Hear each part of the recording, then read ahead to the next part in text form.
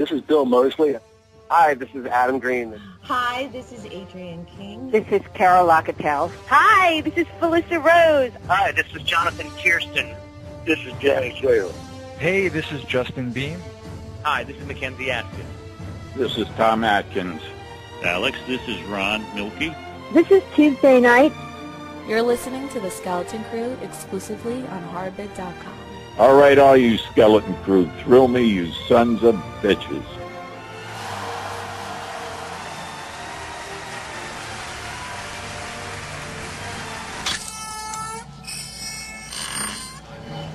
Grave robbing in Texas is this hour's top news story. An informant led officers of the Muerto County Sheriff's Department to a cemetery just outside the small rural Texas community of Newt early this morning. Officers there discovered what appeared to be a grisly work of art, the remains of a badly decomposed body wired to a large monument. A second body was found in a ditch near the perimeter of the cemetery. Subsequent investigation has revealed at least a dozen empty crypts, and it's feared more will turn up as the probe continues. Deputies report that in some instances, only parts of a corpse had been removed. The head, or in some cases, the extremities removed, the remainder of the corpse left intact. Do you want to pray? It's party time! We gotta party! It's party time! Do you want to pray? It's party time! Happy New Year! Yay! That was corny, and we're back. It's 2013, and the Skeleton Crew is back. And, you know, it's New Year's Eve. We're recording tonight. Tomorrow's New Year's Day. And, Dan, there's a couple changes that are going to be going on with this show. More drinking? More drinking. Okay. More bad shows than usual. Yeah. Oh, yeah. Less cohesive and comprehensible discussion. Okay, I'm down for that. And we're going to get rid of Ribcage. Ribcage? Yeah, the guy to your right. Oh, yeah, that douchebag. Yeah, fuck him. Yeah, I think he's got to go. He doesn't have much to say. He's not really contributing. I think we found a replacement. I think so. It's I think it's a good decision. Now, the good thing is the replacement does not have to move very far to get here. Just can you come up from under the table, Jamie? Oh, no. Wow, I've never been out from under the table before. I know, but... So that's what your faces look like. Yeah. Hey, you want to do a show with us? Jamie Jenkins, the new co-host of the Skeleton Crew. Jamie, welcome to the show. Thank you. Thank you very much. I've been looking forward to this and bursting at the seams, not being able to talk about it. It's crazy. Yeah. Yep. Yeah, we've been keeping it under wraps from everybody, really. Yeah. You know, I mean, we talked about this. You know, we knew you were the obvious choice, but, you know, we didn't want to... Because everybody loves you. And everybody loves Jamie Jenkins. You're so sweet. Thank you. It's just a fact.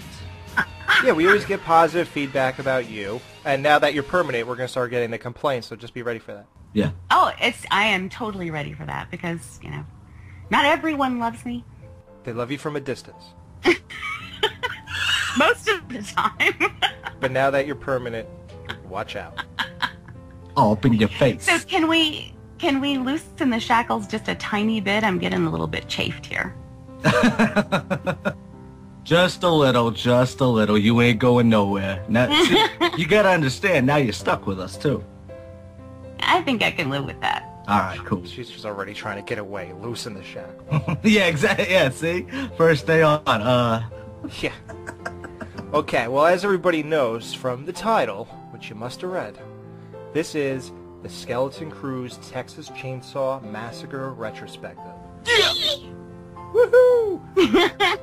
We're going to go over every single Texas Chainsaw Massacre movie, give in-depth full reviews and views and all that good stuff. So that's what's happening. We're going to break it into two parts. This show will be Texas Chainsaw Part 1, 2, 3, and 4 of the original series, and the next show will be the remake, the beginning, and the brand new Texas Chainsaw Massacre 3D. Fucking pumped. I'm excited for that. I really am, man. Absolutely. I am too. I am too. Yeah, I think the commercials look alright. I mean, a lot of people saying a lot of bad things, but we'll get to that. So, what was I going to say? Yeah, so we'll do that. Then we will, talk about the series as a whole at the end of it and just overall observations and things like that. So, alright, so now, Dan, with Jamie here, we are going full force once again.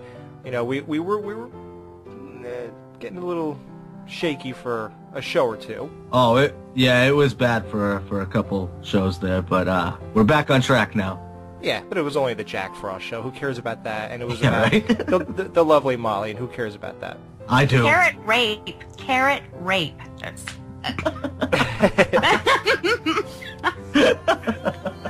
What happened was true.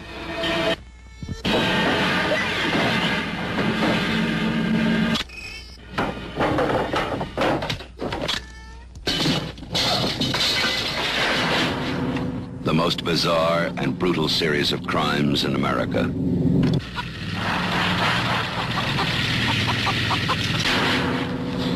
Sally, I hear something. Stop! Stop! This is the movie that is just as real, just as close,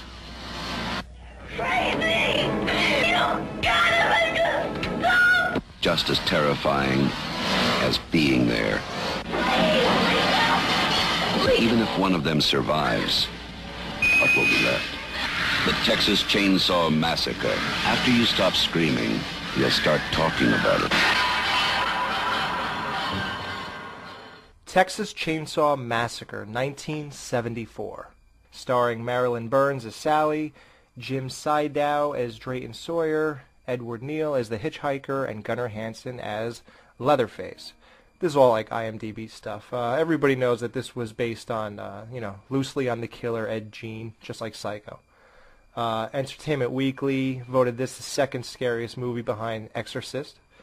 The dinner scene towards the end, Sally really does cut her finger because they couldn't get fake blood to come out of the tube and the blade.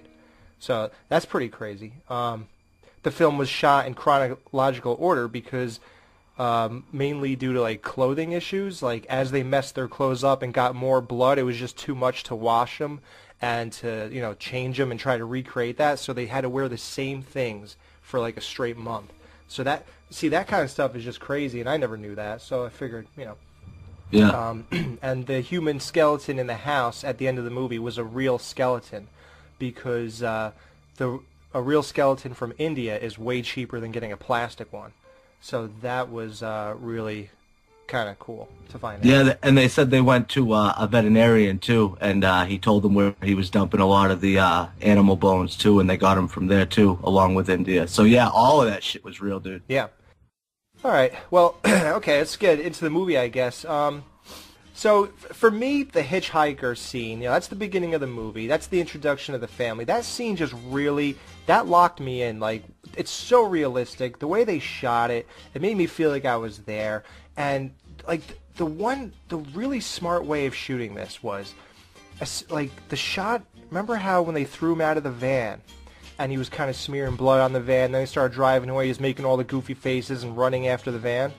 Yep. It feels so real because after they show the point of view of the kids inside, then they show from behind him, and it's just that natural silence with no score, and it just shows how it was just, you know what I mean? Like it really captured, like you could really you see him running out, just his point of view of making that trying to be scary face, and like that's the kind of thing, like the lack of soundtrack is what gave this that real documentary feel.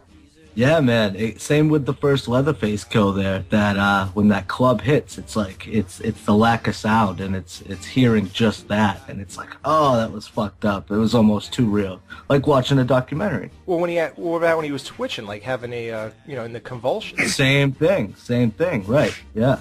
Absolutely, man. It was just, yeah, a lot of that shit. That's why I think it gets under people's skin. It's just too fucking real, you know? Yeah. It's not like a movie with a score. And I mean, there is music in this, don't get me wrong. But in those moments, it's done so well, man. I love it. Well, Jamie, isn't it just like Toby Hooper was in a studio just pulling like rusty wires across saws to get those sounds? Yeah. He's actually credited with doing the score. Well, one of two people credited with doing the score. Yeah. And it's so effective. But it basically, this score screams the 70s, you know, and that the sunspot at the beginning, when you see the title on screen and you've got the sunspot in the background, that, which is amazing. It's so beautiful. All these things are it's like a little time capsule. Right. And that they didn't even know it at the time, but you know, you listen to this now and you've got, right, I mean, it's just like you said, like, you know, rusty metal, and you've got like the occasional like brink, you know, or just these weird little sounds that pop up. And it's just sometimes it's just enough to keep your nerves jagged just a little, you know. It just sort of keeps you on edge. What do you think of how Gunnar Hansen portrayed Leatherface? I do know that when he was preparing for that role, he went to a school for mentally handicapped kids. Yeah. Okay. I'm like, what's the best way to say it? Retards. No. Hey, retard! Hit me with a hammer, you retard! It's hard, not PC. I'm sure that there's a few retarded people who listen to this, and I don't think they'll be offended. I don't care. Anyway, so he went to try to get movements down, you know, and gestures and things like that, and you know, and to me that's kind of funny. I can totally see why you would do that. Any role that you take as an actor, you know, you want to put yourself into completely, but it just seems kind of funny to, I guess, invest so much. And Toby Hooper didn't even know he was doing this. Yeah. Like he just sort of did it on his own, which is really cool, you know. Yeah. I can see Dan doing that. Now, Dan, what do you let's get into the characters a little bit, like Drayton Sawyer. You know, my buddy Kyle's favorite character. You know, the guy I thought was the dad. Didn't we all? Yeah, you know, where I look like an asshole in front of Bill Moseley. Yeah, he set us straight real quick. Oh, my God. You know... Oh, boys. Like, I try to do so good with that interview, and I go ahead and say, now, you're going to play the dad in the new movie. And he's like, well, actually, that's not the dad. Yeah, but to our defense, he did say a lot of people make that mistake. Yeah, though. he did, so I'm off the hook. It was intended to be that way in the first movie, only they never say it.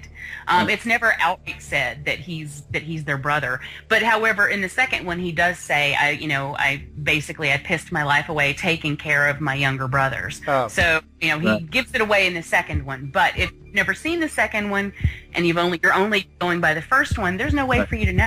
Well, and they credit him as the old man in the first one. Credits too. So I mean, what the fuck? I mean, yeah, exactly. Yeah, how would I know that? Plus, I hate part 2. So at that point, we don't know their name. We don't know anything about them. You know, much less their relationship with one another. So it's definitely a mistake that is completely understandable. Yeah, and everybody knows that. You know, I'm not big on part 2, so do you think I really focused on that one sentence? I'm completely off the hook, in my opinion. Now, what do you think his objective was? The kids pull up in the van, and he's like, you know, they're telling him how to get to the old Franklin house, and he's like, oh, you kids don't want to go messing around in other people's houses. You don't want to go there.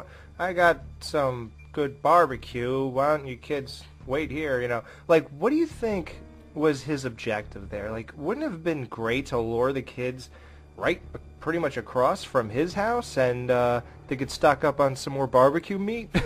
Like, yeah, right. Why was he trying to warn them?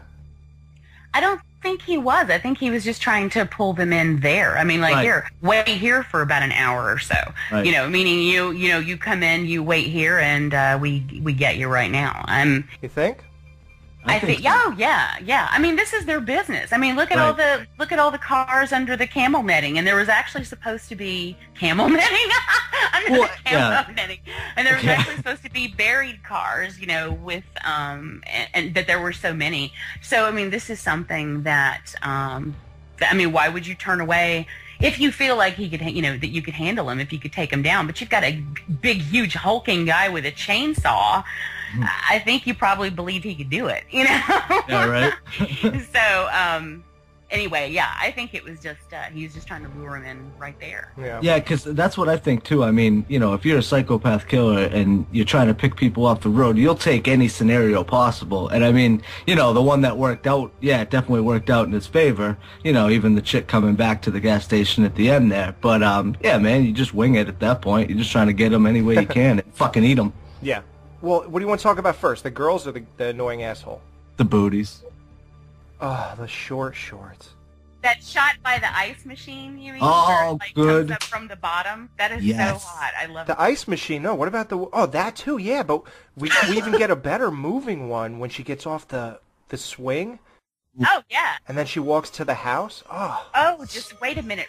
Stop right there. I mean, yeah, that was hot. I mean, that girl, but photographically, people don't talk about enough how gorgeous this movie is photographically. Yeah, and who did this again? Daniel Pearl. That dude does everything.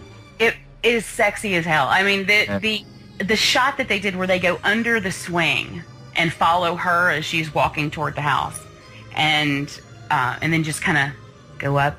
There's some great shots of the sky.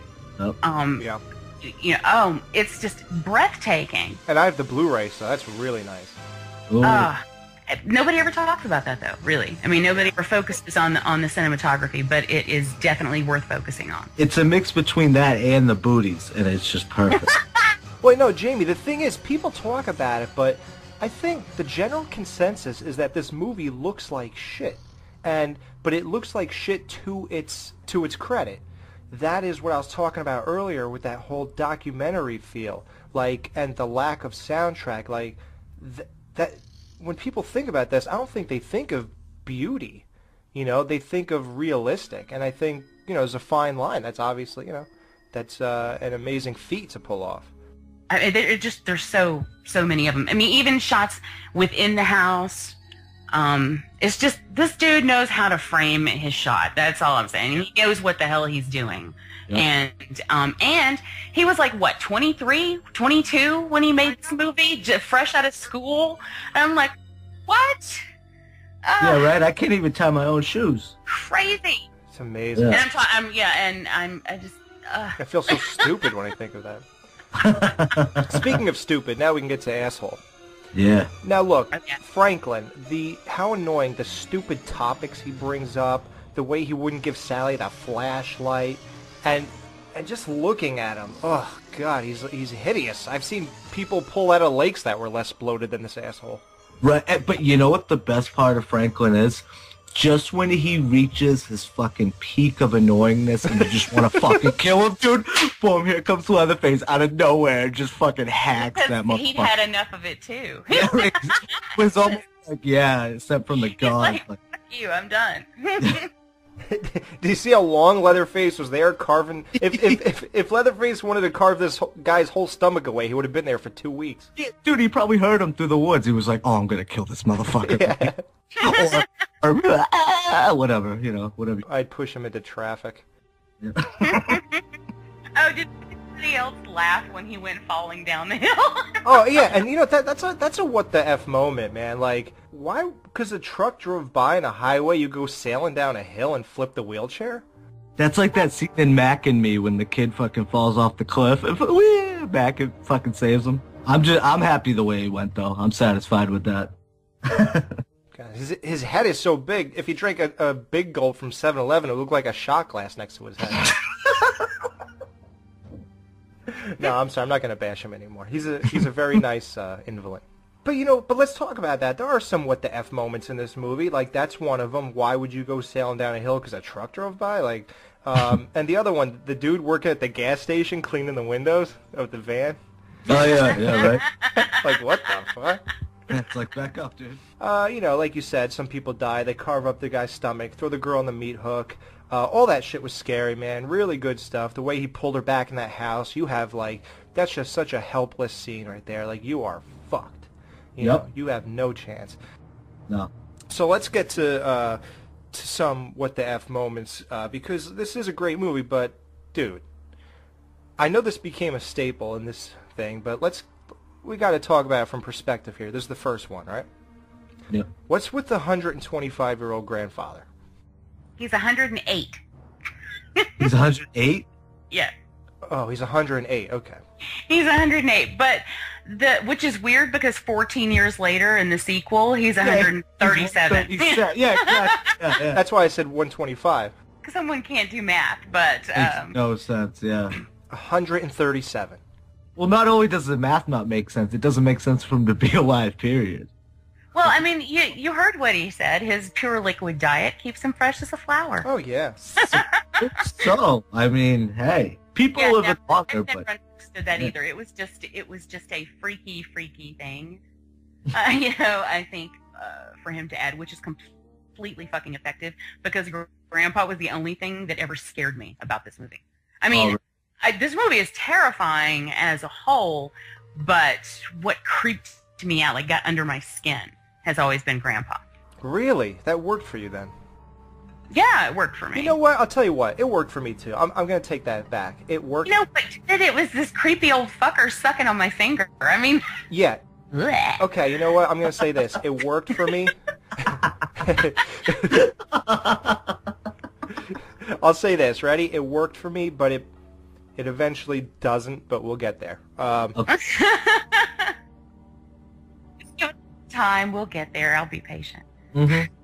Chick's tied up, jumps out of a window 30 feet in the air. And she was quite the window jumper, wasn't she? Like, Twice. She just sees the window. I'll just dive out of it. Yeah. She kind of likes it.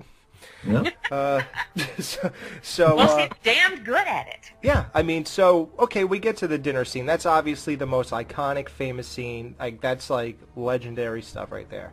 Bill Moseley, we're going to play a clip that when we interviewed him, something he said about what Tobe Hooper said about this movie. I guess we'll play it right now, because I do want to get into an aspect of it. He basically talked about the humor in this movie when I asked him about the humor of Part 2. So, here's that clip. Play that shit. I was going to ask you about Chop Top.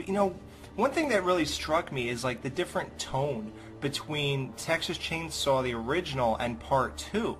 So, what I'm wondering is, did that affect the way you approach that role? Like, was it evident on paper, or did it become apparent while you were filming that this movie was not going to be nearly as dark or serious as the original?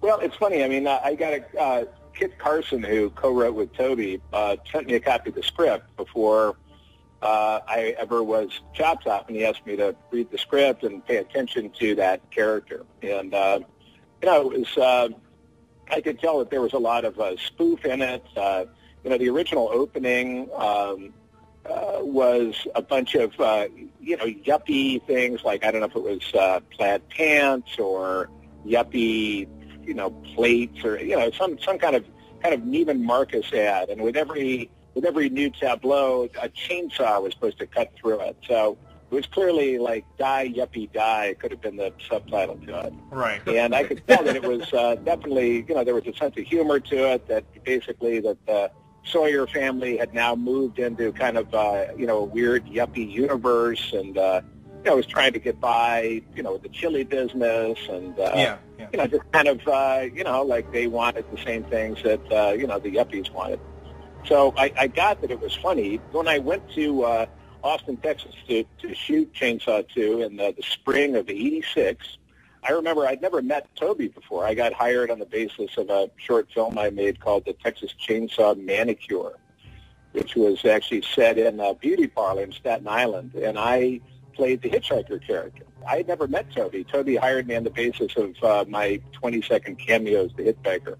And when I finally did meet him, what really struck me was I remember talking to him and saying, I really was freaked out by Texas Chainsaw Massacre. I mean, it really, really, it hurt me, deep down inside. And, only by watching it a bunch of times and making the manicure, was I able to kind of rise above it, or at least, get back to surface level. And Toby looked at me kind of quizzically and just said, "Oh man, I think of the original as a comedy." Really? And I went, what? Yeah. All right. But, and I've looked at it since, from that point of view, and it's got a lot of very funny moments to it. It does. And there must have been a lot of set humor to it, to boot. When I first saw it back in, 1975, I guess, in Boston, on the double bill with Enter the Dragon, in the combat zone in, downtown Boston on a Sunday afternoon, there was nothing funny about it. I mean, it just it took the air out of the theater and really freaked everybody out. So for him to think of the first one as a comedy, I mean, geez, I just thought, man, what have I gotten into here? Now, I ask you, what scenes exactly is he talking about? Like the only thing I could think of is like the dinner scene when the guy's like, help me, like, but that's like tormenting a girl. Like, I don't really see how that's funny. I don't see what's funny about, I really can't even come up with anything. I think he was probably talking about, like, dark humor, like black comedy type of shit, because, I mean, if you look at it, it is ridiculous stuff. It teeters on ridiculous at some points. I'm not saying the movie's ridiculous, but some of the shit that's going on in this... What would you say is ridiculous? I don't even know. The way they act, the way the hitchhiker acts, how and when they first pick him up and he's cutting himself, it's really fucking out there. Yeah, but you know what I mean? I don't see that as funny.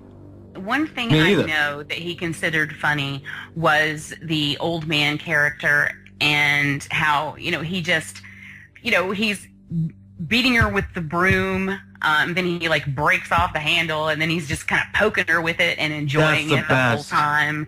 I mean, and that's funny shit, I mean, I always laugh at it. Well, yeah, you do, but it's more sadistic. It's not exactly funny. Like, well, I laugh at it, so it's funny. Do you? I don't. Yeah, I laugh when Franklin rolls down the hill. That's funny too. I mean, it's sadistic, but it's fucking funny to watch people fall down. That's just the fact of life. Yeah. I guess so, but you know what I mean? Okay, I do. But if he is trying to say that part 2 was anywhere remotely to the humor level of this one, he's out of his mind. Like, if he thinks he followed Sue, he's nuts. And he doesn't. I mean, they completely went in the opposite direction on purpose. Okay, good. I don't want to be confused here. It absolutely did not mean for this to be a comedy. It has humorous moments, but most good horror films do. Yeah, but you need something dark, even if it's really dark humor. You need something to keep people off balance, so that when horror strikes, they're unaware. And I just want to say, in case anyone thinks I'm dumber than they thought for the last 40 shows, that I do understand that those things are humorous. Right. But I guess when I hear him say that, I always relate it to part 2, like, well, if you think that these are anywhere near in the same thing, then something's wrong with me or you. And I think dude, he probably just said that because people were probably like, what the fuck? You made that fucked up movie. He's probably like, it's a comedy. What do you want me to say? Yeah, get out of here. I understand that those parts are funny, but it's not comedy. No, I know. I'm just fucking with you. No, you're right. Okay, so, hitchhiker gets mauled by the 16-wheeler. This truck driver dude gets out, goes to save Sally. Dude, that's my favorite scene, though, Alex. When he gets out of the truck and he's running towards her, and then the Leatherface comes around the back. He sees him and fucking pulls a Yui.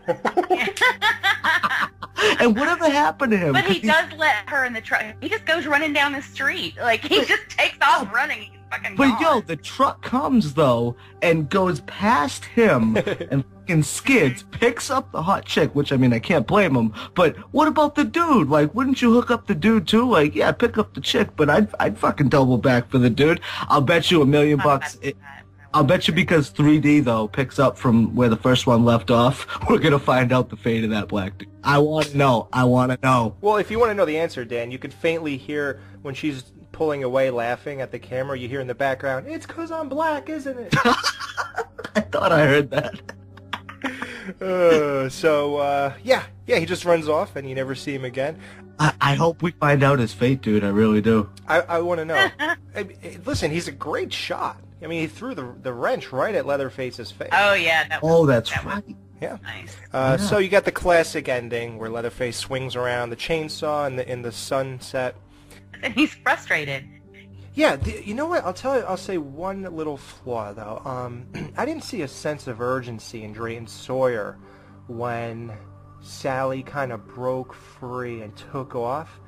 He didn't seem, I don't know, is it just my bad memory? He didn't seem very concerned as you would imagine somebody would be if someone just escaped. I thought the same thing about all of them initially because they just sort of seem to stand there, while she runs off.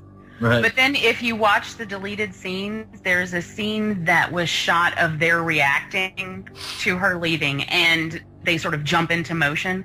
However, they didn't use that scene. Okay. So then it ends up being, it's sort of, there's kind of a weird pause there that makes it seem like, where are they? And then all of a sudden he comes running in the house, and you're like, well, what the hell took you so long? Right.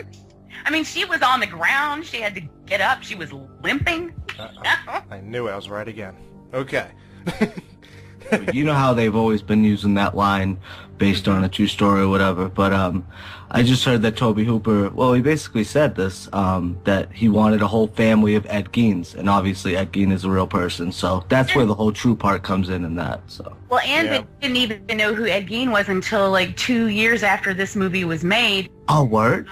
Yeah, he had heard stories as a child about this killer because he had family in Wisconsin, and they would tell horror stories about this guy, and he never knew his name. But then he decided, he's like, I want a whole family of these guys, and then way later he learned who it was, and I just think that's really cool. Jamie, I think we listened to the same commentary. I think we did too.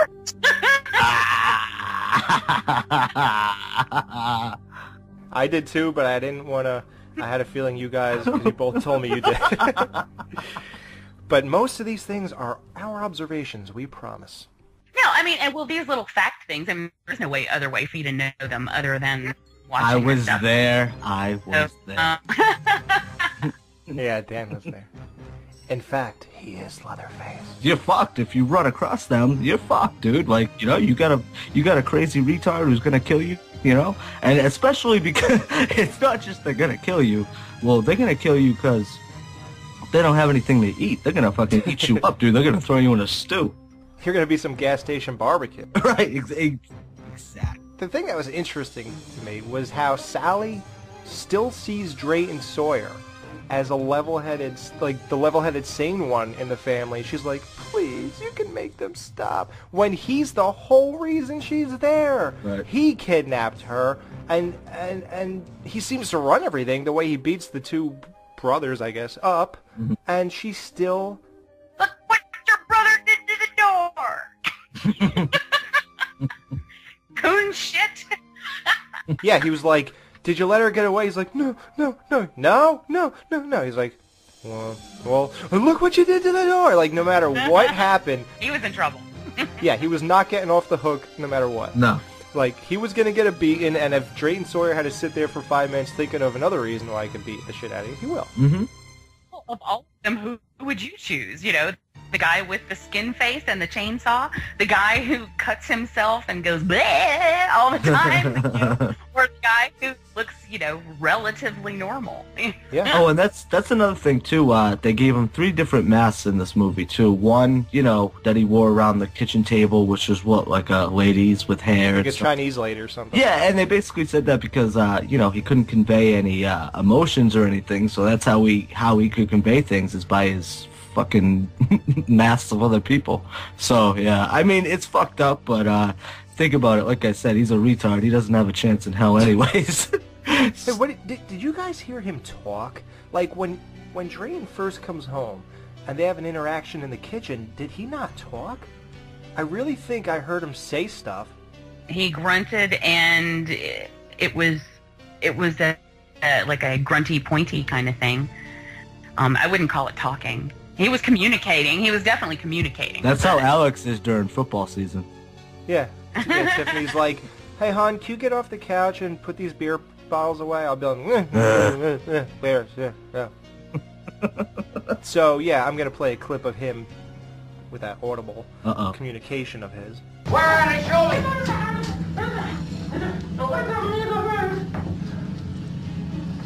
Get away. Are you sure? Then there you go. I don't understand it any more than you understand what we're saying, so. All right, so let's give a rating for this movie. Dan, you go first. How do you rate it from 1 to 10? Okay. Let's see. Alright, take away the cultural significance, which I think gets a point, and just a point alone. Probably a 7, so with that, an 8. Yeah, then the next movie, Dan's gonna be like, did this one change the cultures? No? Okay, it's a 6. See,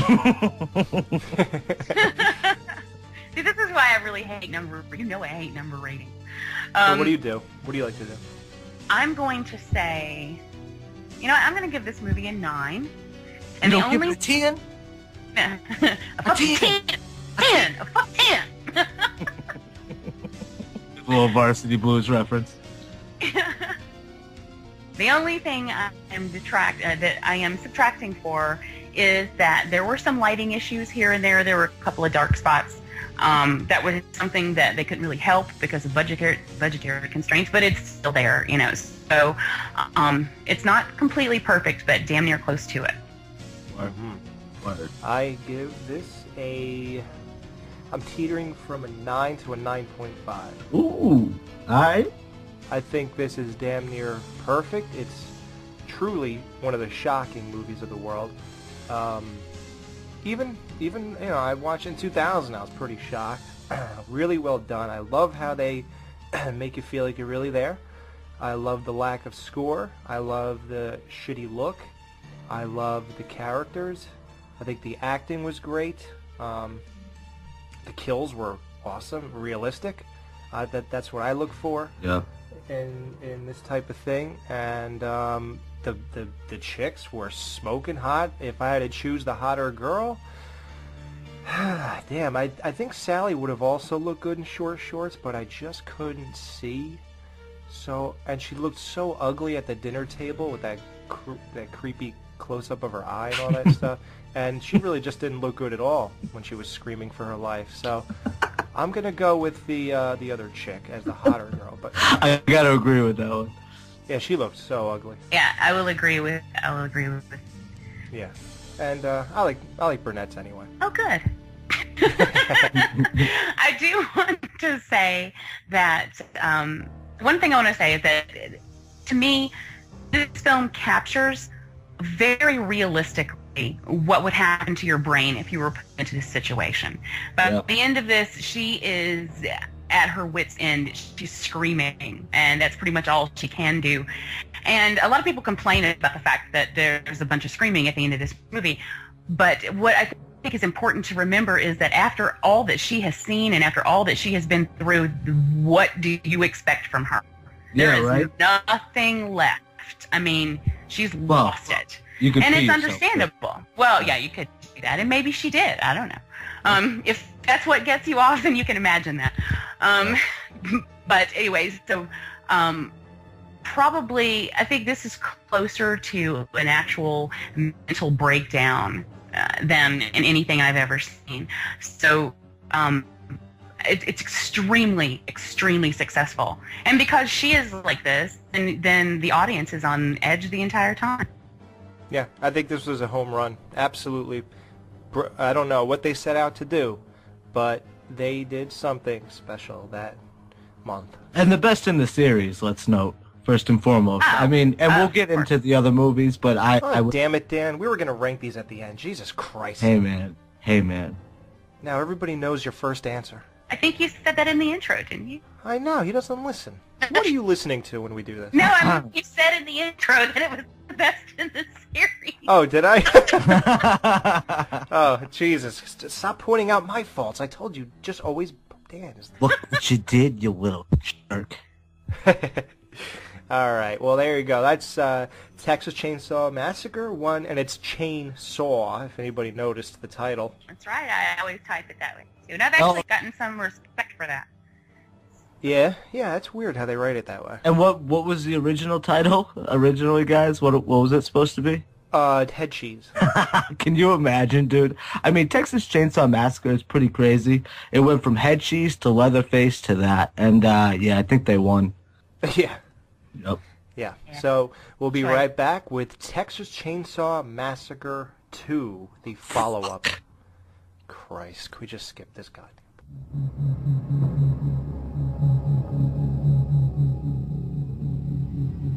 13 years ago, audiences across America were horrified by the savagery of a faceless killer.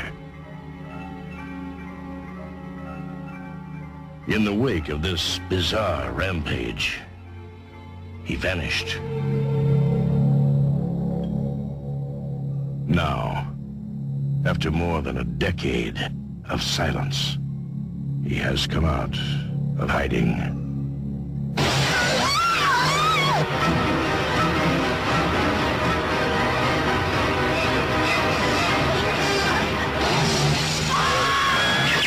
Texas Chainsaw Massacre 2. The Buzz is back. Directed by Tobe Hooper. Texas Chainsaw Massacre 2, 1986. Starring Jim Seidow again as Drayton Sawyer. Dennis Hopper. I guess, what are you, bad agent? Lefty and Right. Caroline Williams is Stretch. What kind of a name is Stretch? Oh. Our friend Bill Moseley is Chop Top Sawyer. Yeah. The hitchhiker's brother from part 1. And, of course, that was another mistake I made on our first Jump the Shark. I thought that Bill Moseley was the original hitchhiker, and that plate in his head was because he got hit by the 16-wheeler. That's how little I paid attention to this movie. Oh, well. Bill Johnson as Leatherface, Gunnar Hansen. He was, they did ask him, but they only offered him scale plus 10%. He said, come back with a better offer. They came back with just scale. So... yeah, so I only have like 2 facts. For this one, Jim Seidow is the only actor that came back from the original movie, and Tom Savini once stated that the makeup effects he created for Grandpa is his most proud accomplishment. What? Yeah, can you imagine that? I actually prefer Grandpa from the first one. Yeah. I do. I feel like this Grandpa had a Jen nose. I can't believe Savini said that, though. That's fucked up, dude. He's done a lot of shit, I think, better than that. Wow. Yeah, he did do some cool stuff in this movie, though. Yeah. I think there are some cool gore effects in this. All right, well, Jamie, what was going on in 1986? You had Friday the 13th, Part 6, humor. You had House, humor. Deadly Friend, humor. Critters, humor. Class of Newcomb High. Chopping Mall. April Fool's Day. Night of the Creeps. Okay, can we get on with this? Sorry. There's so many. Okay. So people get the picture.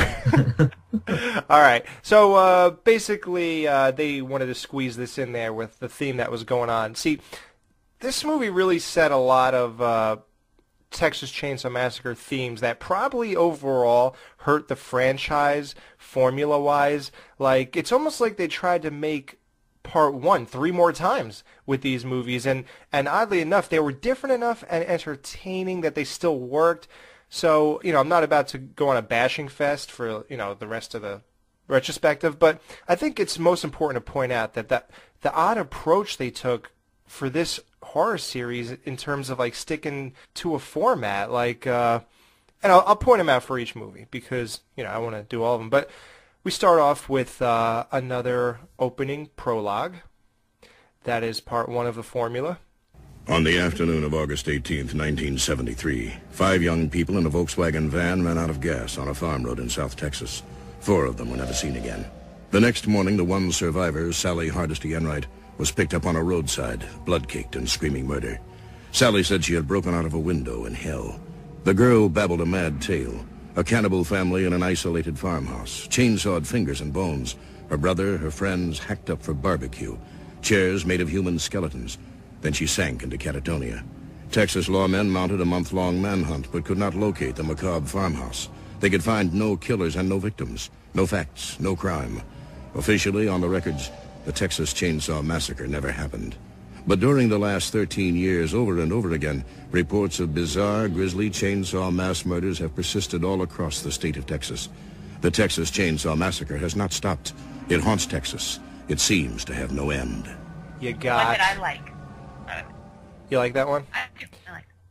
See, I think the problem, me and Dan have already expressed, that this movie's such a departure from the original one. I mean, the nitty-gritty look is gone, the humor goes way beyond the characters, and now it's within, like, the plot, and it's within the settings, the battles, the circumstances, you know, all the humor with Chop Top and Drayton Sawyer is fine, except for one thing Drayton Sawyer says at the end that we'll get into. But yeah, it's all the outlandish crap I have a problem with. Like I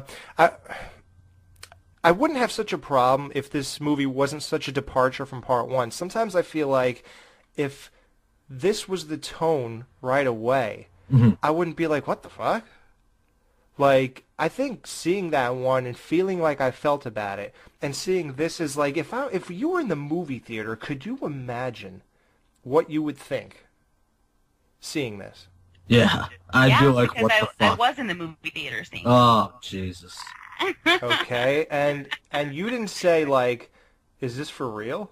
Hell no, I loved it. And when this, okay, right before this movie came out, and I've already told you this story, but before this movie came out, I was in the car with my best friend and her mom, and... She cute? Yeah, she was cute.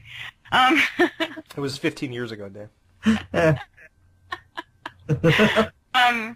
was... I wish it was 15 years ago. Oh, sorry, 20... yeah, you're right. Jesus, what am I talking about? 26 years ago. Oh, Jesus. Yeah, I was 12, and there was... and I can tell you more about that later if you want. There was this newspaper article. She had the newspaper in her car, and I picked it up, and there was this article about this movie that was coming out, this new Dennis Hopper movie, and they showed a still. It was a picture of him standing on, like, checking out the wreckage from the beginning of the movie, the first time we see him. You know, I just remember vividly reading this article and being super excited to go see this movie. So I did. But, and I just thought it was fun as hell. When this came out on video, my mom and I would rent this all the time, and our ritual was we would order barbecue pizza from Pizza Hut. Oh, because it's barbecue. Yeah, and then we would watch Texas Chainsaw Massacre too, and that was good family time. Oh my God, I hate to give that movie even that. Built you a little fry house. Oh, God. Me and Dan talked about this already. I'm going to say this, though. Upon watching it for this show, it wasn't, like, really the worst thing in the world. No. I just think, I don't know. You know what I really feel like? That it was a complete waste of time. Yeah, dude, thank you. That's exactly how I felt, man. Yeah, and for me, it was kind of a Bill Moseley fest, too, because I'm a big, we're big fans of his, and he definitely stands out in this.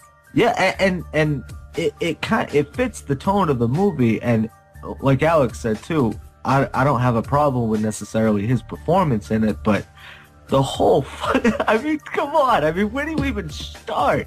This whole movie is just trash. I'm sorry, Jamie. Like, I'm not, but... Start off with the first scene, Dan. The two college kids driving around, and then all of a sudden they call a radio station, and Stretch, is like, when they start acting like pricks on the phone, she can't hang up on them for some bizarre reason. What the hell is that? Yeah, right? Like, what kind of a scenario is that even to start with? You run a radio show, you can't unplug your shit? Like, come on. You can't hang up a phone? Have you ever... And of course, that's just trying to fill in a plot point where, okay, here's what we want to do. Right. We want to have you have the recording of the kids getting killed. Then you're going to play that. Then they're going to come and try to get you. So how can we do that? Yeah. Well, I would just hang up on them if that... Okay, then make it so you can't hang up. Oh, and if you ever want to date your movies in the 80s, then put a fucking car phone in there. And make it the size of your head. Yeah. Oh, God. So, then it gets stupid. See, it's weird, because it was kind of cool when the Sawyer family pulls their truck in front of those dudes at the bridge. That was kind of eerie. And it's like, oh, shit. You played chicken with them, now you're fucked. Then it gets really weird. But it ends great, but it gets really weird. Somehow the Sawyers drive in reverse perfectly alongside these guys, even though you can only drive in one gear in reverse, and the other car would easily top them off in a couple... Were they in reverse? No shit. Yeah. Yeah, they were in reverse. Number two, why not hit the damn brakes when the guy's sawing your car? Why not run them off the road? Yeah, there's some poor character choices here. Those glasses, too. Why is the college guy still holding on to the phone while he's holding on to the wheel, driving, and this is all happening? Like, is that really your priority? Wouldn't you throw the phone in the back and just really try to concentrate? Dude, forget that, man. The motherfucker's got a gun. The kid in the passenger seat's got a gun, dude. And he can't seem to fucking get out your window and fucking aim well enough to fucking cap Leatherface or, whoever the fuck's up there in the head, dude. I mean, come on. Well, he did, but he just moved the fake head. He hits Nubbins. And I think the use of Nubbins right there is scary as fuck. I mean, yeah, it is. It is. No, you're right. Standing on the side of the truck, with that corpse, or just being that corpse, that's terrifying. No, that was cool. This movie does have some solid moments. Mm-hmm. No, it's followed up by probably one of the greatest kills in all 4 movies. Leatherface apparently saws the top of the driver's head off, and it goes sliding off. Right. Yeah, that was awesome. Except for the blood squirt, that was cheese, but at that point, though, you're like, wow, this movie's going to be amazing. Did you recognize that, though? It was so similar to the scene in Friday the 13th where Betsy Palmer's head gets chopped off. Yeah. And you've got the hands grasping and the blood squirting up just like in that decapitation scene. Yep. Nice. So, yeah. Well, a lot of times when I review a movie, I try to see if, things make sense. Like, does this character development make sense? And to me, this could be argued, but Leatherface is a little out of character. I always like to say, would fill in the blank from part 1 do this? And my best example is from the Halloween series. Would Michael Myers from part 1 ever walk on a roof just to get Jamie and Rachel? Of course not. Michael's silent and sleek, he's patient, he lurks in the shadows, and then he gets you when you least expect it. So that makes no sense. Right. Now, the same goes for, Leatherface. I mean... Yes, he's silent. He's very stealthy with that chainsaw. Yeah. No, I mean, the same goes for him where what he didn't make sense. Would he really be... Can you imagine the guy from the first movie giving high fives? Would he have a crush on Stretch? I mean, he had 2 way hotter girls in part 1. He just fucking took them, threw them on the hook. He didn't look at them. He didn't see how hot they were. He just doesn't do that shit. It's just, so out of character. It's like Michael Vick buying a dog, or Ben Roethlisberger getting married, or Rihanna going back with that dude who beat her up. It's just something that would never happen. Right. Oh, wait. They all happen? Yes, oh, yeah. But, they just really humanize him, and in the worst way. And he just becomes like a goofy lunkhead, like Bebop and Rocksteady from the Ninja Turtles. That's how remember though? Dude, that was my first movie in the theaters. Ninja Turtles 1? Oh, no, wait, that's Ghostbusters, sorry. Yeah. Dan, what do you think of the mask in this one compared to the original? I don't even. I didn't think it was that bad in this one, but I mean, Hollywood prop. Well, yeah, I think it fit in with the rest of the fucking tone of the movie, which was just horrible. It was just like, to me, dude, this was like Texas Chainsaw Massacre 2, the Looney fucking Tunes, you know? It was just so bad, dude. But yeah, I think it fit the tone. I think the mask fit the tone. I thought it was goofy. I thought, one thing I noticed too, and the whole series in general, but more this film than any of the other ones, the body count is fucking close to nothing. Now, when I say body count, yeah, you know, there's thousands and thousands of fucking bones, but you don't see that. I'm talking about kills you see on screen. How many were there in this fucking movie? Let's count them. 2 in the beginning, right? What else? LG. Barely. It took him how long to fucking die for it? Yeah, he fucking dropped dead. Yeah, well, right? Are you going to count Dennis Hopper and Drayton? No. And no, but why not? Why not? They were blown up with a grenade. True. Okay. Yeah. So even right there, that's 5 people. Okay. Well, the funny thing is, it's known as such a bloody franchise, but the kill count isn't that big compared to the other, you know, the big franchises or whatever. So as bloody and as gory, or as people, you know, claim at least the first one to be anyways, in the sequels in general, because if you think about it, they're not that gory, and on top of that, the body count just isn't there. It really isn't, you know? It's sadistic shit that they're doing, but it's... Yeah, but you also have to keep in mind time period, too. We're talking about 1986, and we just went through a breakdown of everything else that was going on in 1986. It was vastly comedic.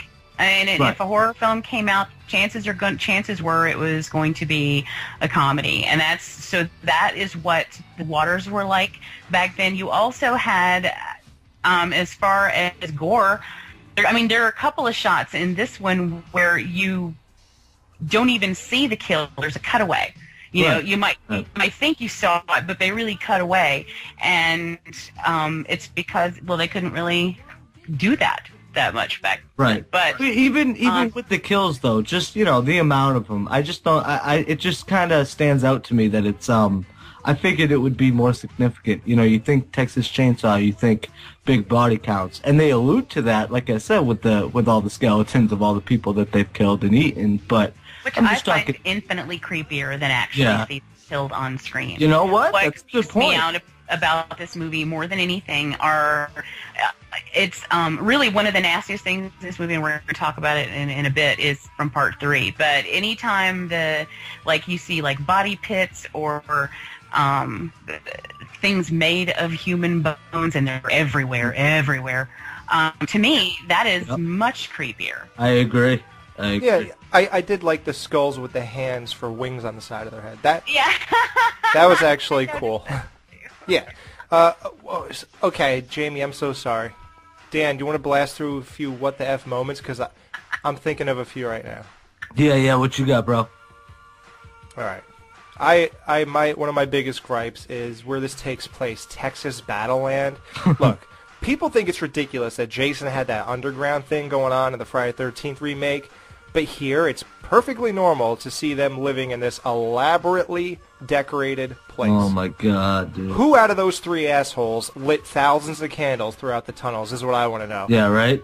Like, I understand you have a big budget, but goddamn, keep the people in character. I mean, who is doing that? Stretch happens to stand on the right thing and goes down a tube into their place. That is ridiculous. It's not realistic. No. I remember the bleeding walls, and like that's ridiculous. And then, but they kind of cover for it by having them smash it and the guts come out, and then you're like, oh, okay, well, I guess that's where they keep the guts. But come on, it was a little too artsy. Right. You know, right. That was not realistic. Like even the logic of Dennis Hopper makes no sense. Why would you cut the foundation beams from outside and work your way in? If it collapses, number one, you don't get deep enough inside to make a difference, and number two, it'll kill you. I think, yeah, right. He's off the deep end at this point. I mean, he has no fear. He is not afraid to die. He is going in, and he's lost his fucking mind. I guess. I think another what the fuck moment though was when he first got those chainsaws, man, and he's fucking going at it with those. I mean, come on. I love the old guy. yeah, he's all into it too. It's like, what the fuck is this? Like, but come on, like at that point when you're watching that, it's just so fucking stupid and goofy. It's like, come on, dude. Like, how could you ever look at this movie and take it seriously? Like, I know Dennis Hopper, he's a big actor or whatever. Like, yeah, it was cool when he got his head knocked off in Speed. But other than that, like, I feel like this was such a low point in his career that you gotta take a little away from him for this one. I'm sorry. Ouch. Speaking of chainsaws, like, the great scene where, Leatherface is carving up LG. Like, that could have been great, but then he pulls out an electric carving knife to do it? Yeah, right. It's funny. That's humor for humor's sake. Of course it is. This is a comedy. This one is supposed to be a comedy. Yeah, I know. And that's what I don't like about it, though. It's so different from the first one. If maybe they did that in, like, part 4 or 5, you know that they know they can't touch the first one. You can't do that again. It's lightning in a bottle. It would never happen again. So what do? I mean, and directors do this all the time. You go in the completely opposite direction because you want to steer them away from what was so successful, because you know you can't do that again. It's just so far left. It just gets me. It's just so far left. It's crazy to me. And like Alex said, I guess maybe if you didn't, see the first one, or you're not thinking of the same, if you didn't take this one's tone and compare it to the other ones and see such a difference between them, then yeah, that's one thing. But I feel like, all right, take all that away. This movie by itself, tonally, I mean, we see tons of horror movies like this, especially like Jamie said in the 80s. Like, you can ramble off a million of them. Yeah, and this is one of them. It's just one of them. Yeah, this one jumped the shark at 2. Yeah, we said that, Yeah, and I told you were wrong then. Dude, even when they try to do a reference, like having Franklin in the wheelchair with the flashlight intact, like he's still holding on to the goddamn flash. I think he dropped it when his stomach was getting sawed open. He didn't, though. In the movie, he's still holding on to the flashlight while he's getting chainsawed. Get out of here! I'm serious. Let me ask you a question though. Do you guys feel like it takes away from the first movie?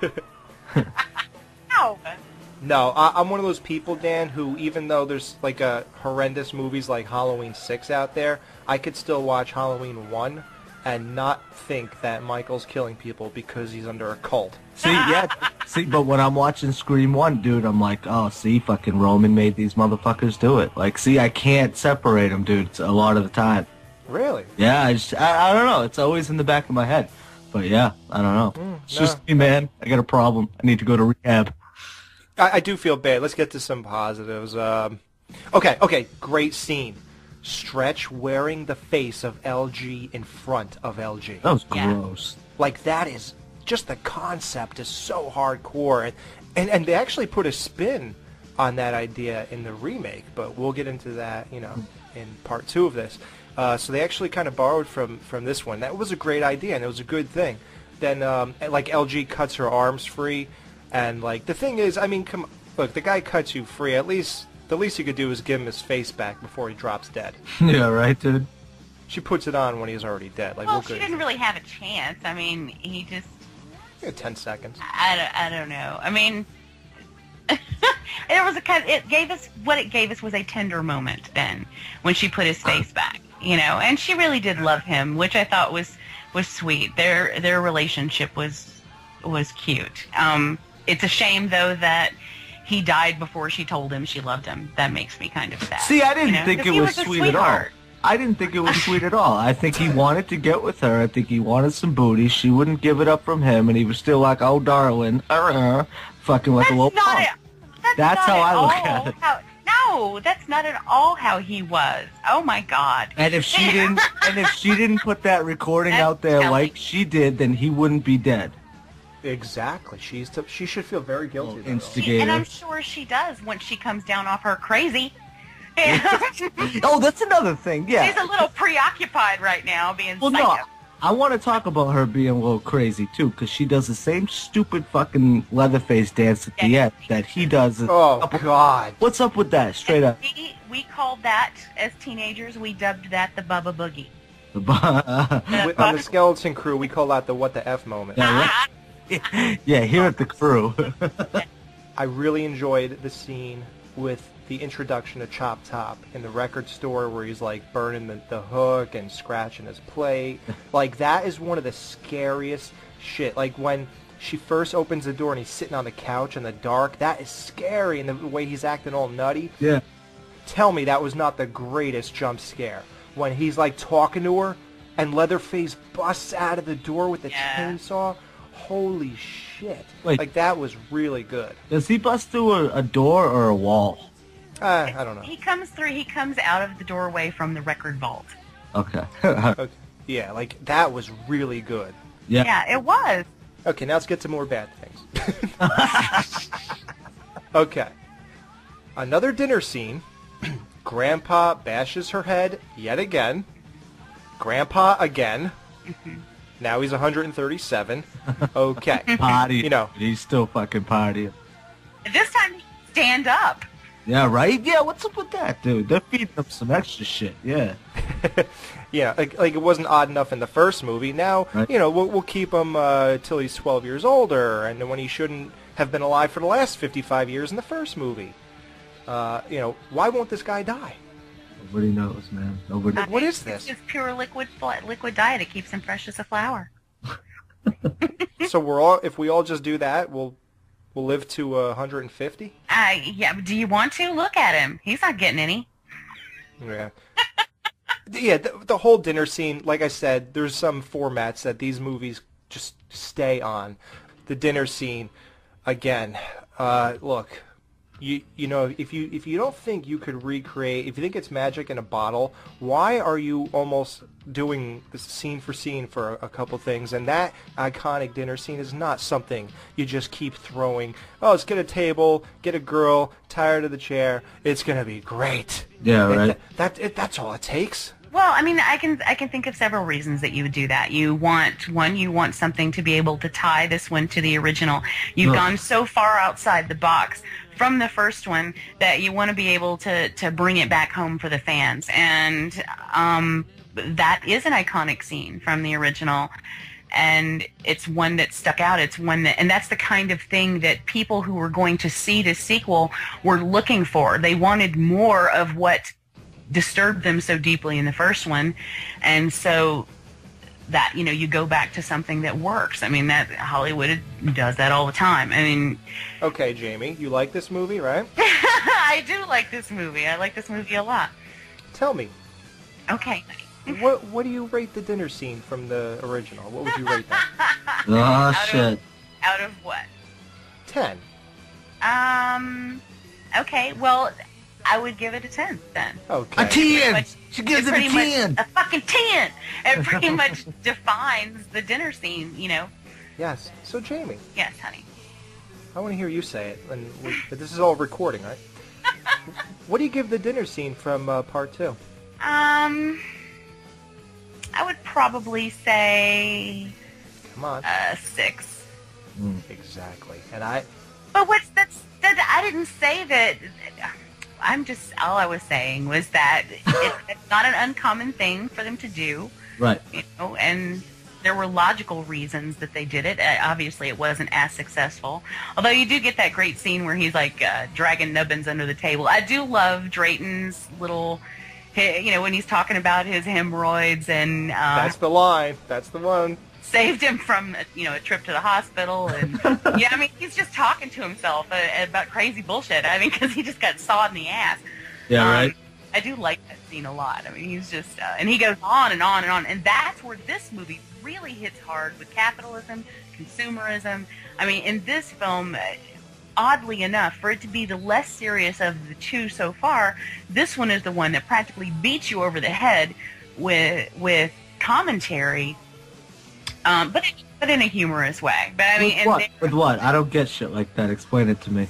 Well, I mean, there's a big, well, when he's under the table talking to himself, you know, and even all through that, he talks about how, you know, the businessman, you know, the little businessman loses out. Yeah.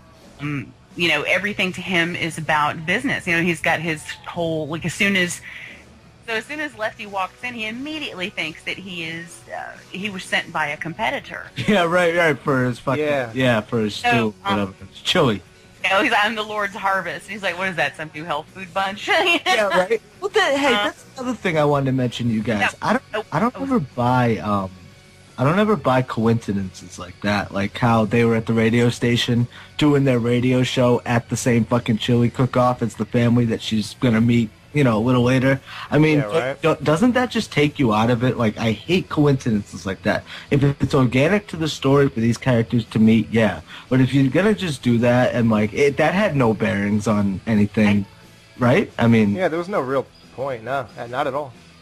I think what happened there is that I think she wrangled that gig from her radio station so that she could go to the hotel and meet Lefty. Right. Okay. Yeah, but who even knew he'd be there? I don't get it. Well, I mean, I don't know. Somehow she figured it out. But that's the point, is that she went there to meet him. Right. And I think that in order to be able to do that, she told him, hey, I'll do that story or whatever. I don't know. But that's at least what I've always thought. Right. But I also wanted to bring up, too, as far as the commentary goes. This is, and remember, too, this is, again, 1986. This is when yuppies are big. I mean, look at the first two guys in the beginning. Yeah. Yuppies. They took them out, This is smack dab in the middle of the 80s. This is everything that American Psycho is talking about, is going on at this time. So yeah, there's a lot there. I just wanted to finish that. Now let's talk about finishing off Leatherface. Lefty rams a chainsaw through Leatherface's stomach. It comes out of his goddamn back. So how do we have 2 more movies before the remake? He just shows up again like it's nobody's business. Well, because these movies really, after this, I mean, they're all over the place. They go off the track big time. Oh, please, wait till we get there. I'm pointing it all out. But I'm not saying they're bad. Some are okay. They just have a couple problems. This, I'm telling you now, I'm going to take the... in case you're afraid, I think Dan and I are going to rip this one the most, so you're going to get a more lighthearted retrospective. I don't know which ones Jamie doesn't like yet. That's a surprise. So don't worry. This will not be a bash fest. Yeah, so at the end, you see, Stretch pull the chainsaw out of another family member's hands, and then Chop Top's like, you killed her! You killed Mom or Grandma! Grandma, you hog bitch! Wasn't Grandma in the damn first movie up in the attic, and wasn't she just a skeleton? Was that true? Yes, wow. That is true. So how the hell is she here with a bunch of meat on her? And she's alive? Maybe. Yeah. It doesn't necessarily have to make sense. Well, but nothing in that scene makes sense. And I work with chainsaws a lot too. If you're not gonna get it on the first couple pulls, you're not gonna get it on the fucking 20th one. You gotta prime that bitch and you gotta pull it. Prime it and pull it, and it'll start. If you don't fucking prime it, it never starts like that. I'm calling bullshit again. Prime the pumps. Oh, so yeah, let's get this shit over with. I'm sorry, anybody who likes this. I really am. This is also a mirror of what went on in the end of the first one. I just wanted to say that. Yeah, really. Yeah. So there you go. That's our review for this. We never played anything for laughs. I mean, that was, I think good comedy is when everybody's oblivious to it being comedic. You just, play your part.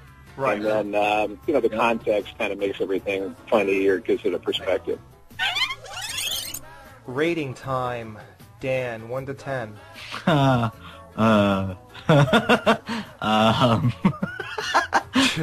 I'd give this motherfucker a 3. Okay. Ouch. And believe me, it only gets a 3 because I can laugh at it, and it has nothing to do with its ability to make me laugh. I'm laughing at it. That hurts just a little bit. Just a little. I'm going to go 9.5 on this one. What? Michael J?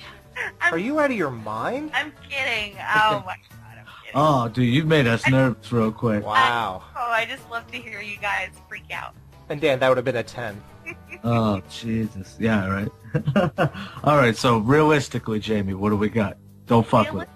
I'm not fucking... I won't fuck with you again. I love this movie. It is extremely... And I will admit, it's extremely nostalgic for me. And... that's the... Okay. It's also dated, you know. So people who are watching it later out of context, it'll be just another bad movie to them. I can totally get that. But for me, 6.5. Good. Excellent. That's fair. That's really good. I was so afraid she was even going to hit 7, and she went right there without going over. She was edging. I always hit my mark. Oh, it was pretty good. That was great. I'm going to go ahead and, honestly, if you want to compare it to Jamie's rating, I'd give it a 1. I mean, but for just my own thing, I was going to say 4. Okay. So, because I think Chop Top's a great character. I don't think we got enough of him. Yep. I don't think it was fulfilling. I think it was just the most ridiculous movie, outlandish. It was even for like I said, the decorations in their Nomland or whatever the hell that was. And, all right. Nomland. Well, I mean, like my plate, you dog dicks. They'd taken over an abandoned amusement park. This place already existed. They just took it over. Okay, well then, I'll forgive it, but I don't forgive the candle lighting. Never. Never. I don't forgive that. So, no, this movie is overall a waste of time. I think, unless you're really big on Chop Top, and I don't know. I have really nothing to say. So, I give it a 4. So, there you go. I don't recommend it. That does not rock. Jamie does. So, we will be right back with Crazy Booger. Yeah, a movie doesn't get too much. This movie kind of was under a pile here. I mean, I don't think too many people even saw this. But we'll get into Texas Chainsaw Massacre 3 right after this.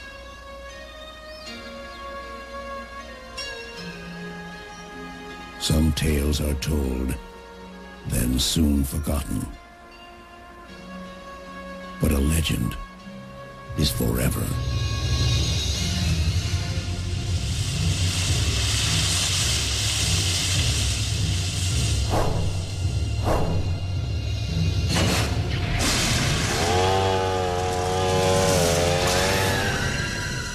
Leatherface, Texas Chainsaw Massacre 3. Now, from the producers of A Nightmare on Elm Street, the real terror begins. November 3rd. Okay, we are at Leatherface, the Texas Chainsaw Massacre 3. Yes. Yes, that's a weird name. This is 1990. It's 4 years after Part 2 and 16 years after Part 1. It is starring Kate Hodge as Michelle, Ken Foray, as you all know him, as Benny, R.A. Mihhalhoff as Leatherface, William Butler as Ryan, Viggo Mortensen. Oh, dude. Murdering it. Viggo Mortensen, the king of Gondor himself. Oh, as Tex, and Dwayne Whitaker makes an appearance. Whitaker. Okay. This is the only Texas Chainsaw Massacre movie not filmed in Texas. Tobe Hooper was not involved with this film like he was the two prior. And this was originally slated for November 3rd, 1989 release, and the release date was soon pushed to January 12th of the following year. And here's the reason I took that note. Because how ironic that, same as Part 3 of the new series of Texas Chainsaw Massacre movies, they were both pushed to January. Yep, dude. What? Isn't that odd? So that must mean, like, when history repeats itself, like isn't that, it's so weird, Part 3 of each one. And as a lot of people know, when you push a movie from, I don't really know when, from summer on, I suppose, till January, that means they don't believe in it. But a lot of the times it's not the case. I feel like there's a lot of politics involved too, so I try not to read too much into why a movie's being pushed back one way or the other. You know, it could be fucking a million things. It could be marketing financing. Who knows? I mean, it could be a million things. So. Well, in the case of the new movie that's coming out, unfortunately, as we talked to Bill Moseley, he said that was shot last summer, and we had this conversation in March, April, around May. Yep. So it was shot in 2011, and it's not coming out till 2013. Like, I don't know. Who cares? All right.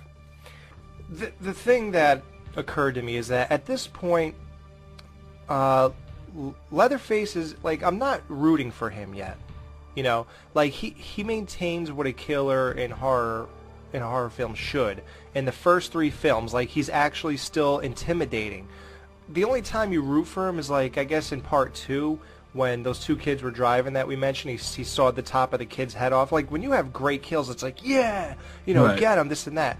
But besides that, like, I'm invested in the victims still. So I think they did good here. Yep. You know, you got Ken Foray. He was a great guy. You know, the adversity he's overcoming. The 2 kids that were driving and they flipped their Jeep.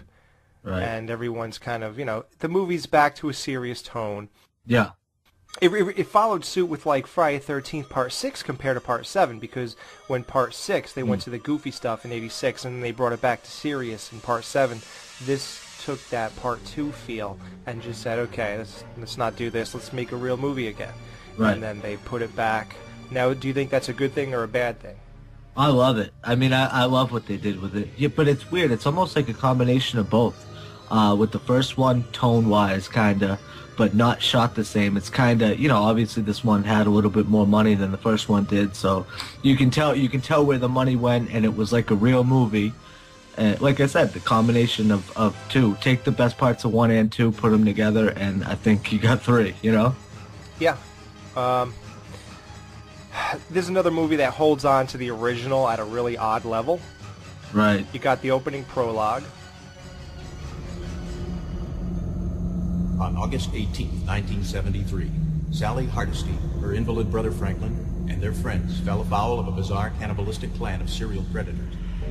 Hardesty was the sole survivor of that night of terror.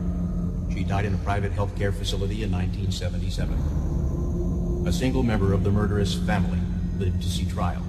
The prosecution recorded his name as W.E. Sawyer. He died in the gas chamber in 1981. The jurors concluded that Leatherface, presumed to be an unapprehended killer, was in fact an alternate personality of Sawyer's, activated whenever he donned a crude mask made of human flesh. If there was no Leatherface in reality, then Sally Hardesty may at last rest in peace. If there actually was a Leatherface, he remains at large, and the so-called Texas Chain Saw Massacre was only the beginning.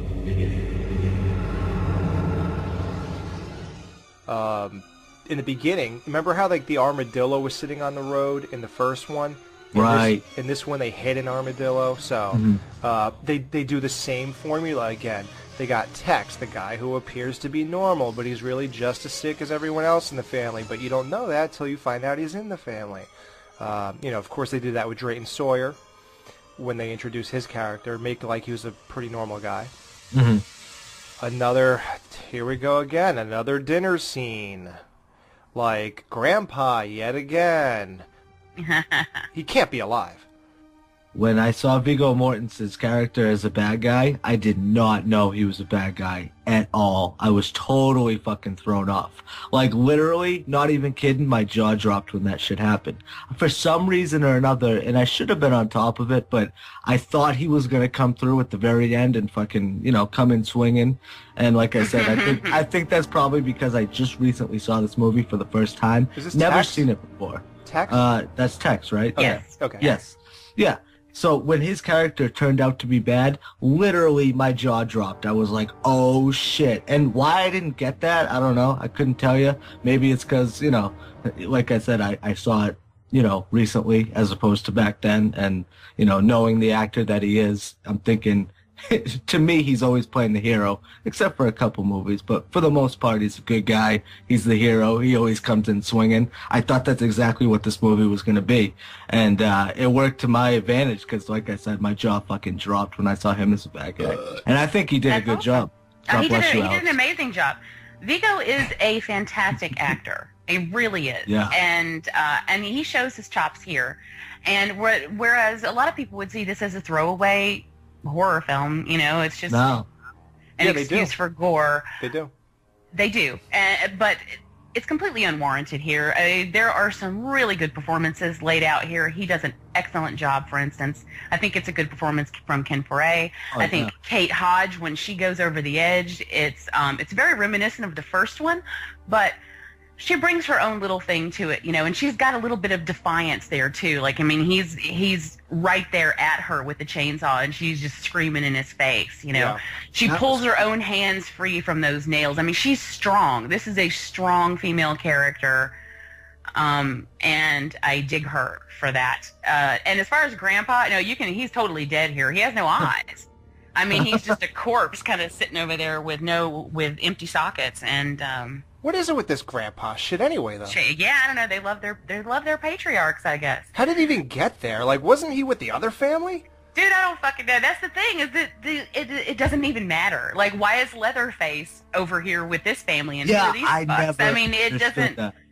And she keeps calling him Junior. Well, what? It's. None of this made any sense, and it doesn't gel at all. I mean, if you read in the beginning, even the narration is completely different. In this one, it talks about how Sally Hardesty died in a mental institution, and that one member of the Sawyer family was convicted for this stuff. In the second one, it talks about how they've never been able to find the house. They've never been able to find any proof of anything happening. Right. So they didn't even try to maintain a level of continuity here. It's just all new characters, all new setting, all new everything. But it worked. Oh, yeah. Yeah, look, I don't want to, paint the wrong picture here. Like, when I point out the fact that they kept the formula with the normal guy who's not normal and the goddamn dinner scene and Grandpa and all that kind of shit. Yes, that is really odd now. It's odd at this point. I think it's odd that Leatherface is alive. I think it's odd that his last name went from Sawyer to Slaughter. Unless that, what is that? Is that part 4? Am I mixing that up? I'm not sure. I don't remember a reference to his last name in the third one. Okay. Yeah, okay, you're right. I still don't know why he's alive. Like, all the cars, everything, it's all modern. So you can't say it's a prequel because it's clearly taking place long after. Right. So there's no explanation why Leatherface is alive or anything. He's like wearing a leg brace in this one. I guess that was that due to him cutting his leg in part 1? Yeah, right? And if so, does anybody remember a brace in part 2? Well, what about him getting his stomach all fucked up in 2? I don't know. Dude, I'm telling you, they didn't care. It didn't matter. They completely went a totally different route. And somehow, and I am able to, I love this movie. This is, apart from the first one, this is my favorite. Yeah, well, in the first 4, yeah, me too. I'm able to, just period. I love this movie. Oh, yeah? Yeah. I don't know. Somehow I'm able to separate myself from the fact that none of this shit really makes any sense if you stop to think about it. Right. And it's because I really just don't care. I have such a good time with this movie. And even the little things, like the little doll, Sally, who is like a skull. Oh, yeah, that's right, with the little girl. The little girl who looks totally normal, and then she's like, whack, whack, whack. Yeah. I love the little humorous bits where they're like, look, Ma, colored drawers, California. No, that's good. I like that humor. Or he's like, you ever heard of pizza? And I like liver and onions. It was very consciously comedic. Yeah. But it also had some pretty nasty moments. Like, you've got the body pits in the very beginning where they talk about how your skin turns to poison Crisco. Ooh. If you're left to rot in certain conditions. You can't touch it. You'll get blood poisoning just from touching it. Those guys had those hazmat suits on. Yeah, and that's some really nasty stuff. You know, it definitely didn't shy away from trying to gross you out. No, they did good. Like I said, they went back to it. But anyway, but that little girl you were talking about, I don't. For some reason, when I saw her, like I pictured that's how Baby from House of a Thousand Corpses grew up. Right. Yeah. Exactly, dude. Pretty much. Yeah. Like. Yeah, and I kind of did. Yeah. And then you got the mom who talks robotically, and she cut out her private parts. Yeah, but it's weird seeing two chicks in this movie, because in part 1 and 2 it was just a bunch of dudes and no girls. Right. It was like a sausage party for the first two, you know? That seemed like a conscious effort on their part too, though, to do this one with the third one with the females. It is. I mean, back, especially when the first one came out, you wouldn't typically see a woman in a role like that. Right. Women, for one, aren't considered to be that calculating, or aren't serial killers. Typically, aren't women, at least in that vein of serial killing. They don't typically go for the violent stuff. So it wouldn't really have. I guess they figured it wouldn't have made any sense as far as that goes. However, I do think it would have been a lot more disturbing had you had a matriarchal figure like this one. Throughout the entire series. I think that just makes it, because mothers are supposed to be nurturing. They're supposed to be caring. And, you interject. And she's very sweet to the grandchild and to Leatherface. Right. Right. She's very tender with them, very motherly. But then when it comes to anyone outside her family... Yeah, anyone else is fucked. Like, it makes you wonder what happened to all the chicks. I mean, you could just say, well, dude, it's three brothers who are clearly never getting married, so they're just living together. But the remake... No, I kind of think Tanker's hot. but the remake and the prequel correct all that type of missing female stuff. Right. Yeah, I mean, I don't remember too much of the movie. Like I said, they flipped the thing. Leatherface is going after him. Really good stuff. Ken Frey shoots the dude's ear off. Oh yeah, that's one thing. What about like the way Tex established that he was really a good guy? And Dan, this gave it away. Like when you said you were shocked that he was a bad guy. When he was like being mean to the gas station attendant and catching him for peeping in, I kind of knew that he was doing it for he had a motive. Obviously, it was to get in their car. Yeah, like, see, I just did this, so now you could trust me. I just stopped peeping Tom. Okay, I guess you are a good guy. Come on. And right there, I don't know. I've seen so many movies where you kind of get that false sense of security. Yeah. Yeah, I did pick up on that. I did it this time around. I haven't seen the movie in about 10 years. I don't know if I picked up on it the first time, and you said that was your first time, so maybe that can happen. I can fool you. But I just slightly remember that he was a part of that family. But yeah. Well, I should have known. I really should have known. But like I said, you've never seen the Lord of the Rings movie either, so. Right. That has a big part to do with it. Okay.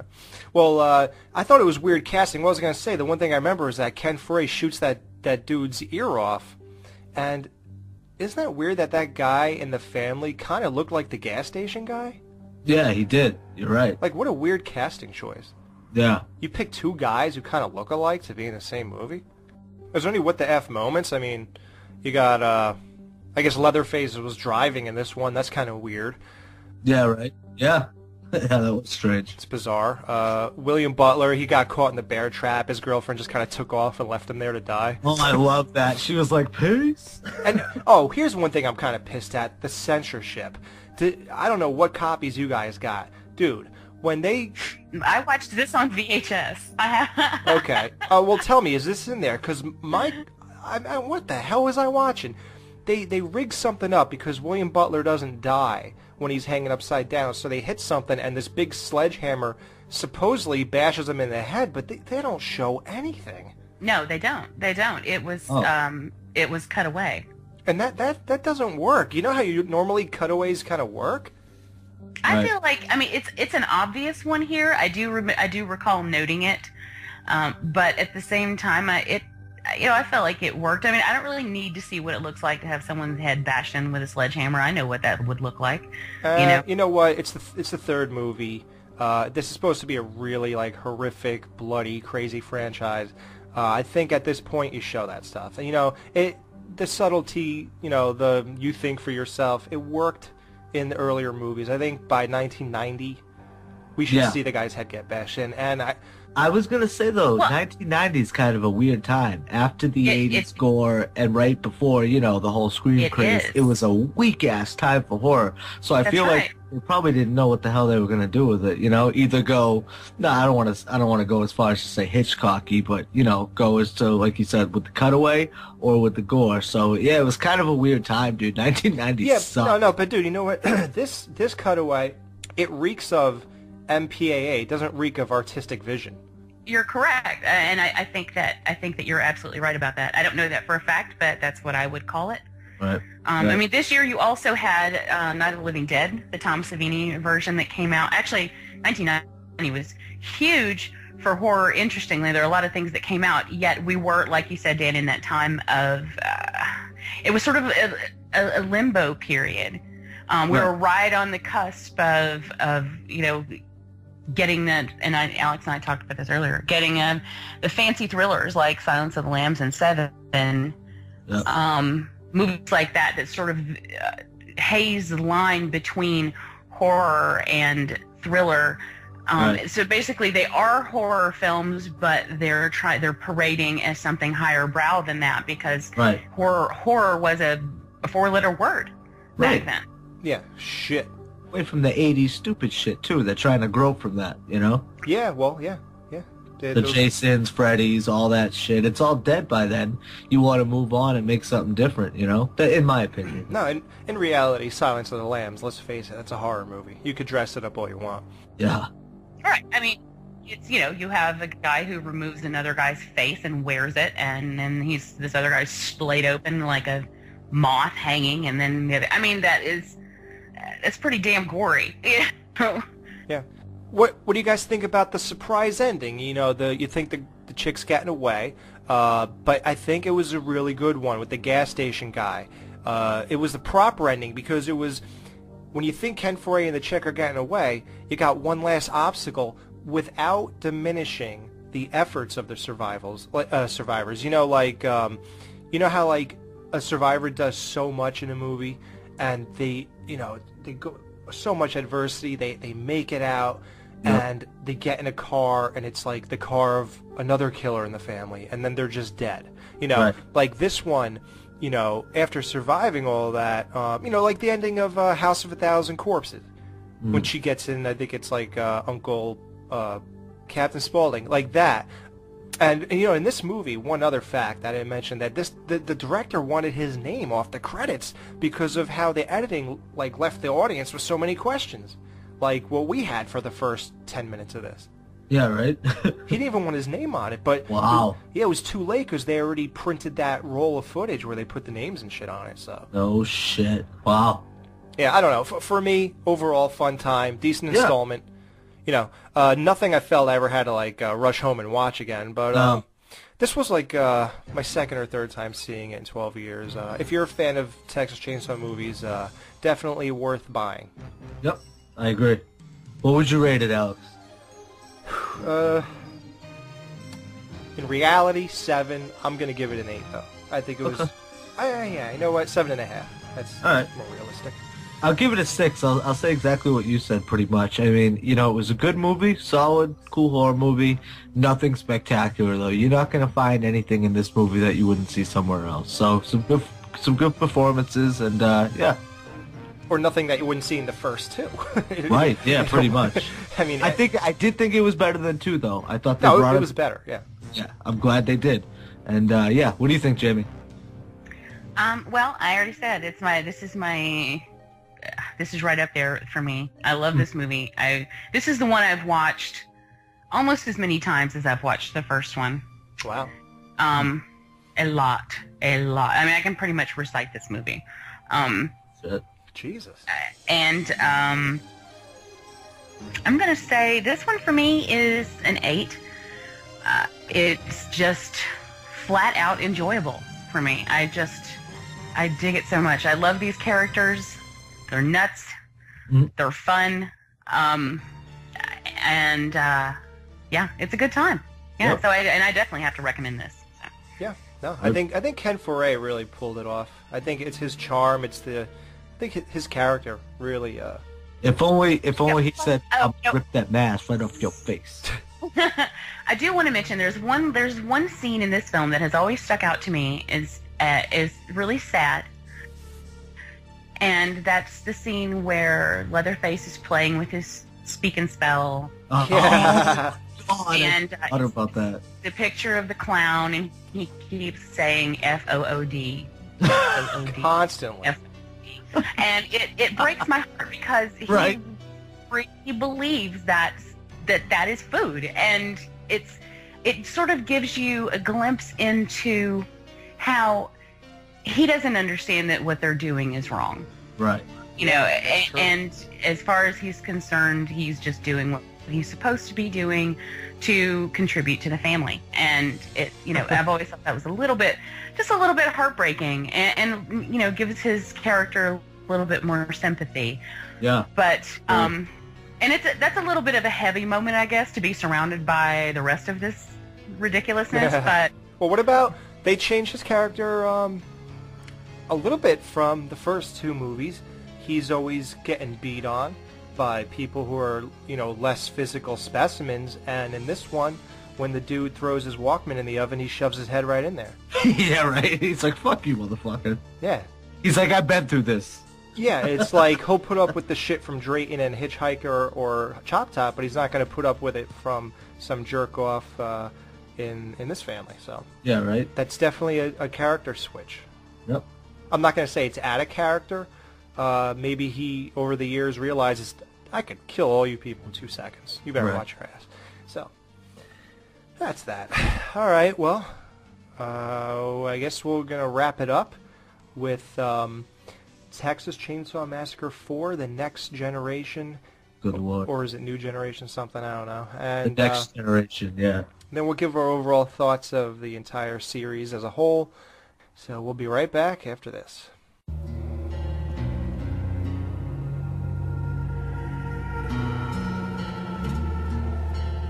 Each of us has known the fear of being alone, lost in the darkness, faced with the unknown. But there is one fear shrouded in our past, lost in our subconscious, that should never have been forgotten.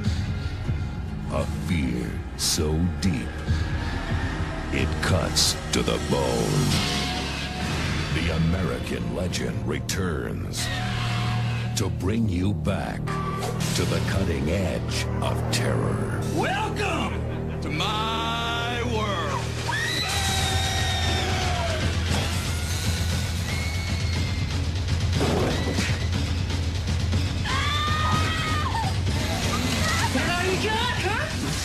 Would you touch me? If you're gonna kill me, then do it.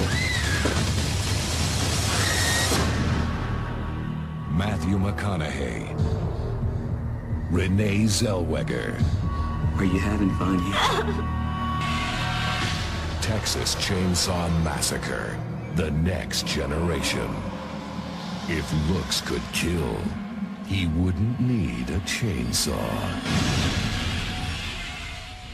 Texas Chainsaw Massacre 4, The Next Generation.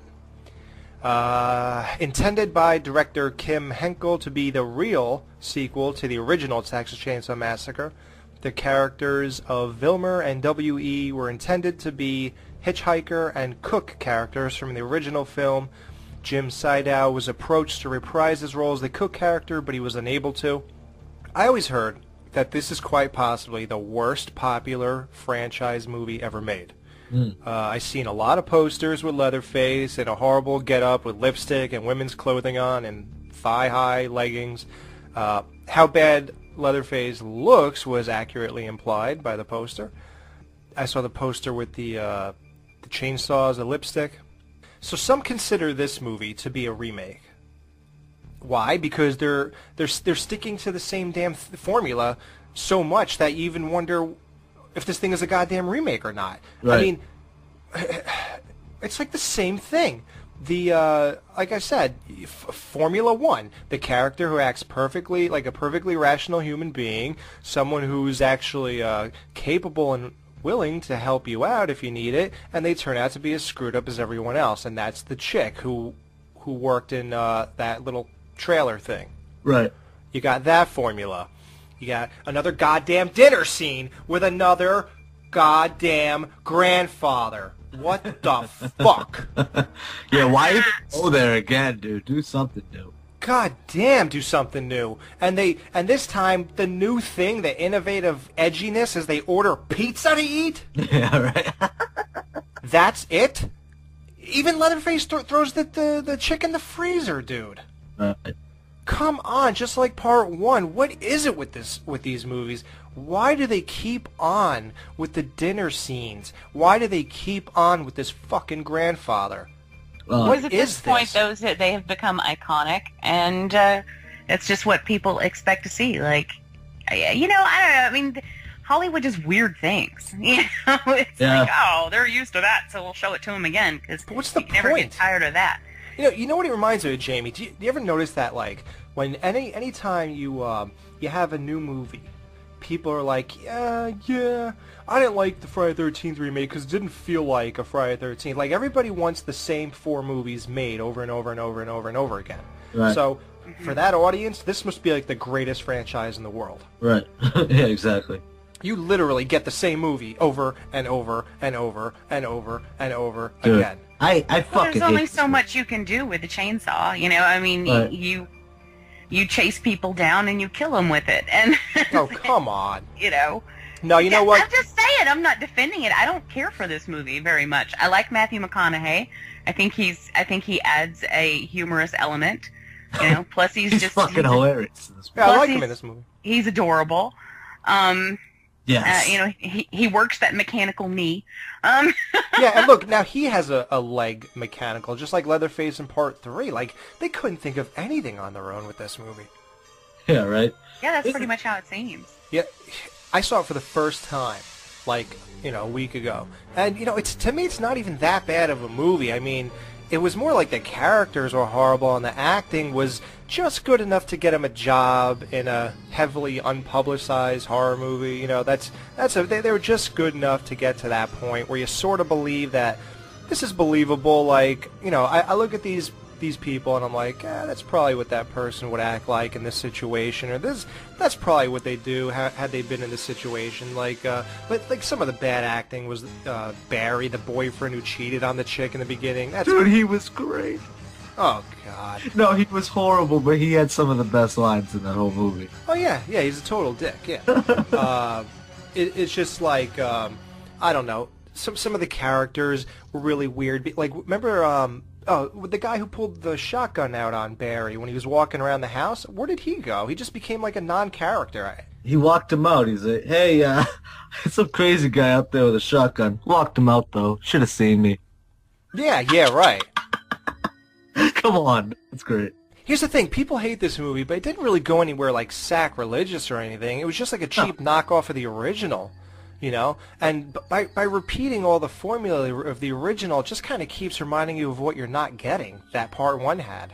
Yes, exactly. Yeah, it just, I can't really put my finger on anything specific that would sink this movie. It's just not, you know, interesting. It just doesn't, you know, I don't know. I mean, I've seen it, counting this time, 3 times. Mm. Yeah. It's just not, it's not that it's that completely terrible. It's just that it's not completely good. I mean, there's just nothing remarkable about it. You know? Right, yeah. There's nothing, it doesn't add to anything. There's no reason. There's no reason this should be made. Like, the guy who made this and like Geely with Ben Affleck and J-Lo should both be drug out into the street and shot. Like, what are there's no point to these movies. Like, do you have any what the F moments, Dan? I mean, there's got to be a lot. But how about the whole plot of the family is put there by the government to remind people of what fear is? That's your explanation? Is that what it was? I missed that. What? That's the explanation of why they do this. Quite possibly the worst explanation in movie history. Can we get to the remake? Oh, sorry. Dude, don't you remember remember that weird guy who came in with the sunglasses while while what's her name was tied to the chair, and then at the very end she gets in his car. Remember? What was that, dude? Yeah, he's the government guy who runs that family. Can you believe that? Yeah, I was wondering about that, to be perfectly honest with you. I was so disconnected at that point that I wasn't even really paying attention. I gave it, once again, a dog fucking, I was like, what the fuck is going on with this shit? But if that's what you tell me the explanation is, yeah, it's about right for this movie. Yeah. Like, one really weird moment, which is another damn thing, rip off of the original, when the chick who worked in the trailer beats the one chick up with the tree branch, and then she keeps hitting her, then she asks her, like, to stop, and she's like, okay, but are you going to give me any trouble? Please don't hit me. Don't! Don't hit me. Stop! Okay. But don't you go crawling off. Like, look, I understand the charm in a scene like that, where the character acts nonchalant about doing real sick shit, because it doesn't faze them in the least. But this just plays wrong in this movie. I don't know. Yeah. I mean, Jamie, is there any moments that just had you scratching your head, like? Honestly, I just don't have that much invested in this movie. I just didn't. Not enough to. Even remember certain scenes. Right. No, not really. I mean, it just seems, the whole thing seems pointless. Yeah. I remember when this, I don't remember when this came out, and that's the thing is, suddenly it just appeared at the video store, and I was like, what the hell is this? That was like one of the first straight to DVDs, yeah. Yeah, straight to VHS. Yeah, exactly. It just, and then I remember I rented it, and I was like, what the hell? What the I did the same thing, Jamie. I know. I remember. Yep. Yeah, but I don't know, man. Just, it doesn't seem like it's that much of a drop from like 2 or 3. I mean, I mean, it is, but it's not. Right. I think what it is to me is that it just doesn't hold any value. It just, right. There's nothing personal about this movie for me. And horror films are extremely personal for me. It's I always have a story or an experience or something, you know, and that's because that's how they pretty much defined my life. I mean, I can tell you what was going on in my life when certain movies came out. And not this one? No, not this one. I have no idea. I don't remember it at all. Maybe you're just getting a lot of sleep. Well, and this movie wasn't personal to Renee Zellweger either, because at this point in her career, this was right when she was blowing up. So she basically disowned this movie and removed herself entirely from this shit. So I mean, rightfully so. I mean, you look at it. But what was the first big movie there? What the fuck was it? Jerry Maguire. Was it? Yeah, exactly. Yeah, Jerry Maguire and Bridget Jones's Diary and all that shit. So yeah, it was right when she was blowing up, and this was like her piece of shit that she just totally left behind. Which, you know, rightfully so. I can't say I blame her. Yeah, and it's weird. I didn't notice the sourpuss. Like, she just looked like she sucked on a lemon. I didn't notice that in this movie. I think she developed that in time. Yeah, that comes with a lot of ass kissing. That lemon sucker face. I don't know. Characters, I mean, we talked about a couple. That one chick's hot though, man. The non Renee Zellweger girl. Yeah, she's hot. She was cute. She was cute. Yeah, but what was with her? Like, she kept on talking about death, and they're gonna kill us. They want to murder us. They want, like, it really reminded me of, like, they're trying to make her like that redheaded chick from Return of the Living Dead. Right. When she's like, do you know what it's like? How you want to die? I want old men to tear me apart and eat me. Like, it just reminded me of that. But I don't know. This chick doesn't look the part that she should be so, like, morbid. Wait, stop. What if they're murderers and they want us to follow them so they can hide behind trees and stab us? There could be dead people buried all around us and we never know. They could tie us up in a cellar and no one would ever hear us. I had these dreams about some weirdo following me through the woods and it's coming true. Yeah. Sorry, but we're all gonna die. Some murderer, like that guy in Chicago, he killed people with their hearts in a refrigerator. He's gonna kill us. We're gonna show our pictures naked with our hearts torn out on a current of fair.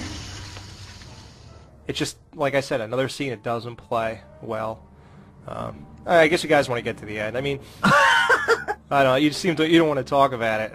Well, I honestly don't really. It's just that nothing really sticks out to me here, other than the stuff that I've already mentioned. There's nothing. What about how bad Leatherface looks? That was pretty bad. Yeah. Yeah, no, Leatherface was definitely bad. But see, that's just one of those movies. I feel like it just gets thrown in the mix, and I feel like the people that were making it. Dude, can you imagine having like a specific direction behind a movie and being like, okay, this is it, and then coming out with something like that? It's like, come on, dude. Like, you can't take somebody seriously like that. Like, I'm sorry. Like, this is just another movie in the franchise. It was good at one point, you know, like I said, and it got better at another point during the series. But I just feel like this is one of the lowest points. Now, you know, as we get further, you know, into the other movies, I feel like it's definitely gone up from this point, but I feel like this is probably one of the lowest points it could get, if not at part 2. I feel like this is much lower than 2, because like Jamie said too, it's got nothing personal about it. It's very like disconnecting. There's nothing really, you know, noticeable about it. Nothing you could separate this movie from anything else. So yeah, I kept blending this with 3. Yeah, and you know, honestly, like, when we watched this, you know, for the show here, I really looked for things that I could try and say about this movie, but it's nothing notable. It's nothing that we haven't seen before. It's nothing shocking. You know, like you said, they did all the same tricks that they did in the other movies. Oh, so God. It's like by the time we get to this, yeah, like you said, chick with the big tits and whatever, she's of course going to send the people to the fucking, you know, the right road, or, you know, hook up, you know, have them hook up with McConaughey, and they're all in it together, and you know what's going to happen. So it's like at that point, it's nothing for me, unfortunately. What about even in part 3? Doesn't Ken Foray blow the grandfather's face off? And why is the grandfather here again? And why is this the Slaughter family instead of the Sawyer family? And why is Leatherface in this family now? What about the family from part 3? Like, what the fuck is going on? No idea. You're really hung up on this grandpa thing. Jamie, I don't get it with the grandfather shit. I'm so glad that they didn't do that in the remake. But the lack of continuity, though, is crazy. Like, from one movie to the other, it's by far, okay, all right, guys, if you look at all the series, this is probably the one that's probably most off the wall, right? I mean, at least Jason, yeah, I mean, he becomes a zombie, but at least there's an evolution, and once he becomes a zombie, he's a zombie from that point on. This just almost disregards... Yeah, they die, they come back. Yeah, like, oh, I got a chainsaw through my chest. No, just kidding, but this is my leg brace from the first movie. Hey. Right? What about the attention to continuity and holding on to the continuity? Like, Jamie thinks I'm crazy, but goddamn, the grandfather in every freaking movie. Right? No, I don't think you're crazy, darling. You're absolutely right. It's just, you seem to be hung up on it. I mean, oh, yeah. Well, listen, that's all there is. That's all there is in these movies. Of course I'm hung up on it. And the damn dinner scenes in every single movie. Yeah, like, have a breakfast scene. Jeez. How many times you guys eat dinner with your victims? Like, is this like a normal thing? Like, obviously, yes, but... And were they trying to say by them ordering pizza by the 4th one that they weren't cannibals and they were just doing it for fun? Like, I don't know. Was that the subtext? Was that the little bit that we could take from this movie? Probably not. Yeah, I don't think they thought that deep. But you know what I love about it? In our notes, it has nothing, like, there's nothing about the director of this movie wanting his name off. How does that happen? Yeah, right? You would think. Anyway, yeah, let's get to the end. I mean, I don't know. By the time, like, oh, yeah. How about this rip from part 1? Leatherface swinging his chainsaw around at the end. Like, okay, look, at that point, I thought 2 things. Well, no, 3 things. 1, what a pathetic homage to the original ending. 2, I cannot believe Leatherface looks like he did throughout this movie. And 3, he was really like a non-character in this movie. Like, remember how Jamie said in part 1 he was frustrated and that's why he was swinging the chainsaw around? In this one, I couldn't even like share his frustration at the end because he wasn't even like really utilized properly. I didn't even know if he gave a shit about any of this. He was just a really like non-character. Yep. It was all about Matthew McConaughey. Right. You know, it was just really weird. They didn't balance it properly, so I didn't care about Leatherface on any level. Nope, I agree. And he just and just doing that chainsaw swing at the end, that just shows you how you cannot just recreate greatness just because you have a camera. Yeah, right. And a guy with a chainsaw and a mask on. So don't recreate a scene like that, asshole. You fucking prick. Okay, well, I guess we'll just end it. I mean, overall, I thought it was like a decent sort of movie. I liked the atmosphere, actually. I thought Matthew McConaughey played his part well. Yep. Some scenes could have been sped up overall, but it was a good pacing, sort of. It just lacks originality. Right. It's a light remake of Part 1 with different characters. If you've already seen the rest, there's no need to watch this. It doesn't add anything to the Texas Chainsaw saga. Right. If you totally dig on Texas Chainsaw movies, I guess it's a fun little addition to your collection. But, you know, it's just to lay on the couch on a quiet Friday night when nothing's going on and kick back with a few beers and enjoy some subpar Leatherface fun, you know? I think you're playing it fast and loose with the word fun there. I didn't have a horrible time watching it. I just didn't care, I guess is the thing. I was not emotionally invested in this whatsoever, and so it just didn't leave any sort of indelible mark on me. Yeah. Yeah. I enjoyed Part 3 like you, but I just don't think that those two were so great that this was a huge drop. And that's just my opinion. I mean, those weren't good enough to think that this one isn't worthy of the series. No, you're absolutely right. I just feel like it didn't take the series anywhere either. You know, it didn't exactly say, "Oh, this fucking ruined it. This one killed it." But I can't say it added anything either. No, it was like a pond instead of a moving stream of water. Well it was just sat there and did nothing. And that's where you should throw the DVD if you have it in the water. Scummy pond. You just said it would be a fun little addition to your collection. Yeah, that's if you seriously dig on these movies. And you know, I don't like Part 2. I think Part 1 is good and 3 is good. And I don't know. I just don't look. I really like Texas Chainsaw movies, but they're just not the kind of movies that I really got to run home and watch again. Right. I don't know what it is, but I don't repeat viewings of these movies out of nowhere. Like. Right. I have not seen the beginning since I bought it, and now we're going on 7 years. I haven't seen the remake in 3 or 4 years. I haven't seen Part 2 in 10 years, except when I watched it for the show a couple months ago. Part 3, I saw like once 10 years ago. Like, I don't know. I like them, but I'm not crazy Texas Chainsaw. Right. No, I'm with you. I'm with you, definitely, man. Yeah, so for me, I don't know if I'll watch this one again. I don't think so. I don't know. Are you guys going to watch this again? What, number 4? Yeah. Fuck no, dude. I was pissed because we had to watch it today. Yeah, I just feel like I could find better things to do with my time than, like, revisit a bad remake of Part 1.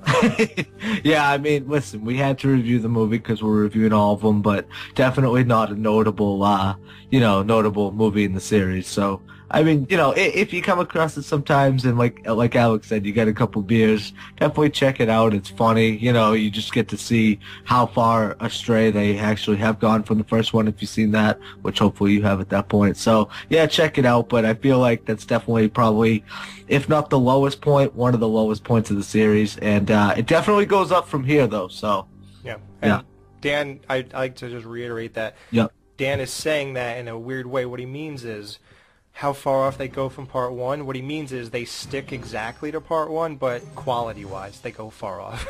Yeah, right. Because it's almost the same damn movie. Yeah, it is, exactly. Thank you. Except for some bad additions. But, so, Jamie, sorry, we haven't heard from you much, but I understand it sucks. So, what is your rating, though? This is a 4 for me, and... 4 for 4? Most of those points go to Matthew McConaughey for being adorable. Yes. All right. I cannot recommend this to anyone but hardcore purists, basically, because I just don't care about it. I'd say go back and watch the original. It's much better. This one just sort of leaves a bland taste in my mouth. It's like dinner without salt. There's nothing going on here.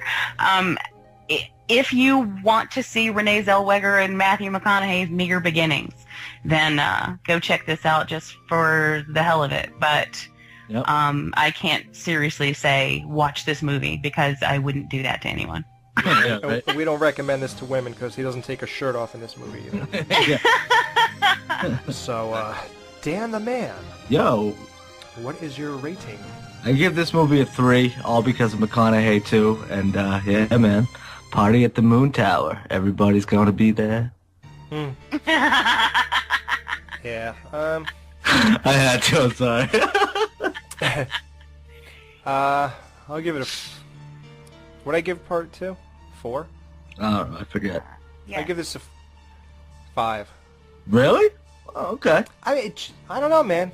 When you hear so much stuff like how horrible, God, this is the worst it ever gets, it really, you guys are all exaggerating. It's really not that bad. No, it's not.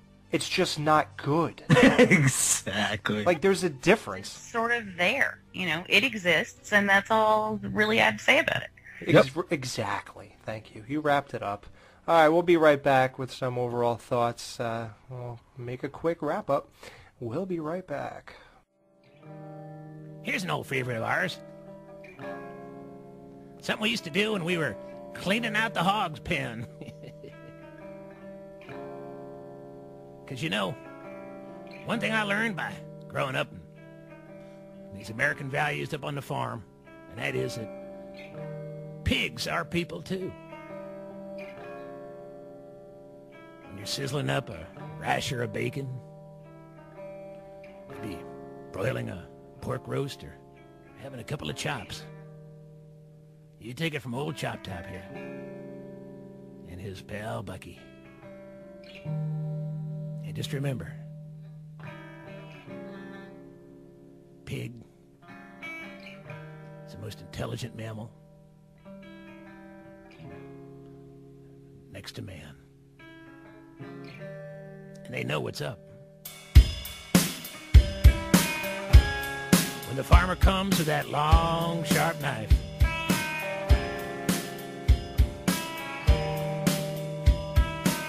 and he bends down and takes that pig by the shoulders, that look in his eye,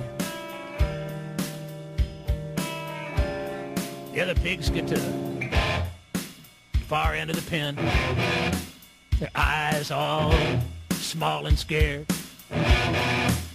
They know what's happening. They know why they've been prepared. Because pigs are people too.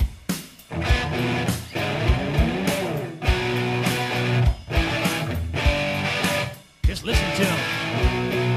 Listen to them. Watch them cry when that knife goes across the throat of that chote. Yeah, you know, what we do is we hoist those pigs up by their hind legs and chain them up on a big A-frame. Goes through the factory like almost like making cars. And there's the killer. He's got a real sharp knife, and each pig comes by, he just slices its throat. And that A-frame keeps moving. Goes outside up a hill. We call it Death Hill. And at the top of Death Hill is a big wall of flame. And as the pig is dying, the blood's pouring out of his throat, he goes up there to get scorched, because that makes a better bacon. And sometimes the pig ain't dead by the time he gets up to that wall of flame. And what you hear is something that's damn near human.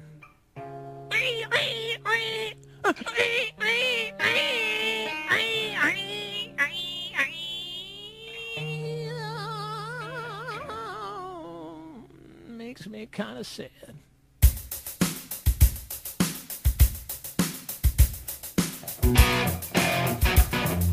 Pigs are people too. Come on, Piggy Sue. Pigs are people too. Get on your old wooden shoe. Let's get out on the barn and dance. Pigs are people too. I see one wearing pants. Hey, Harvest Moon. Down by the old swimming hole. All my chores is done. Now it's time to lose control.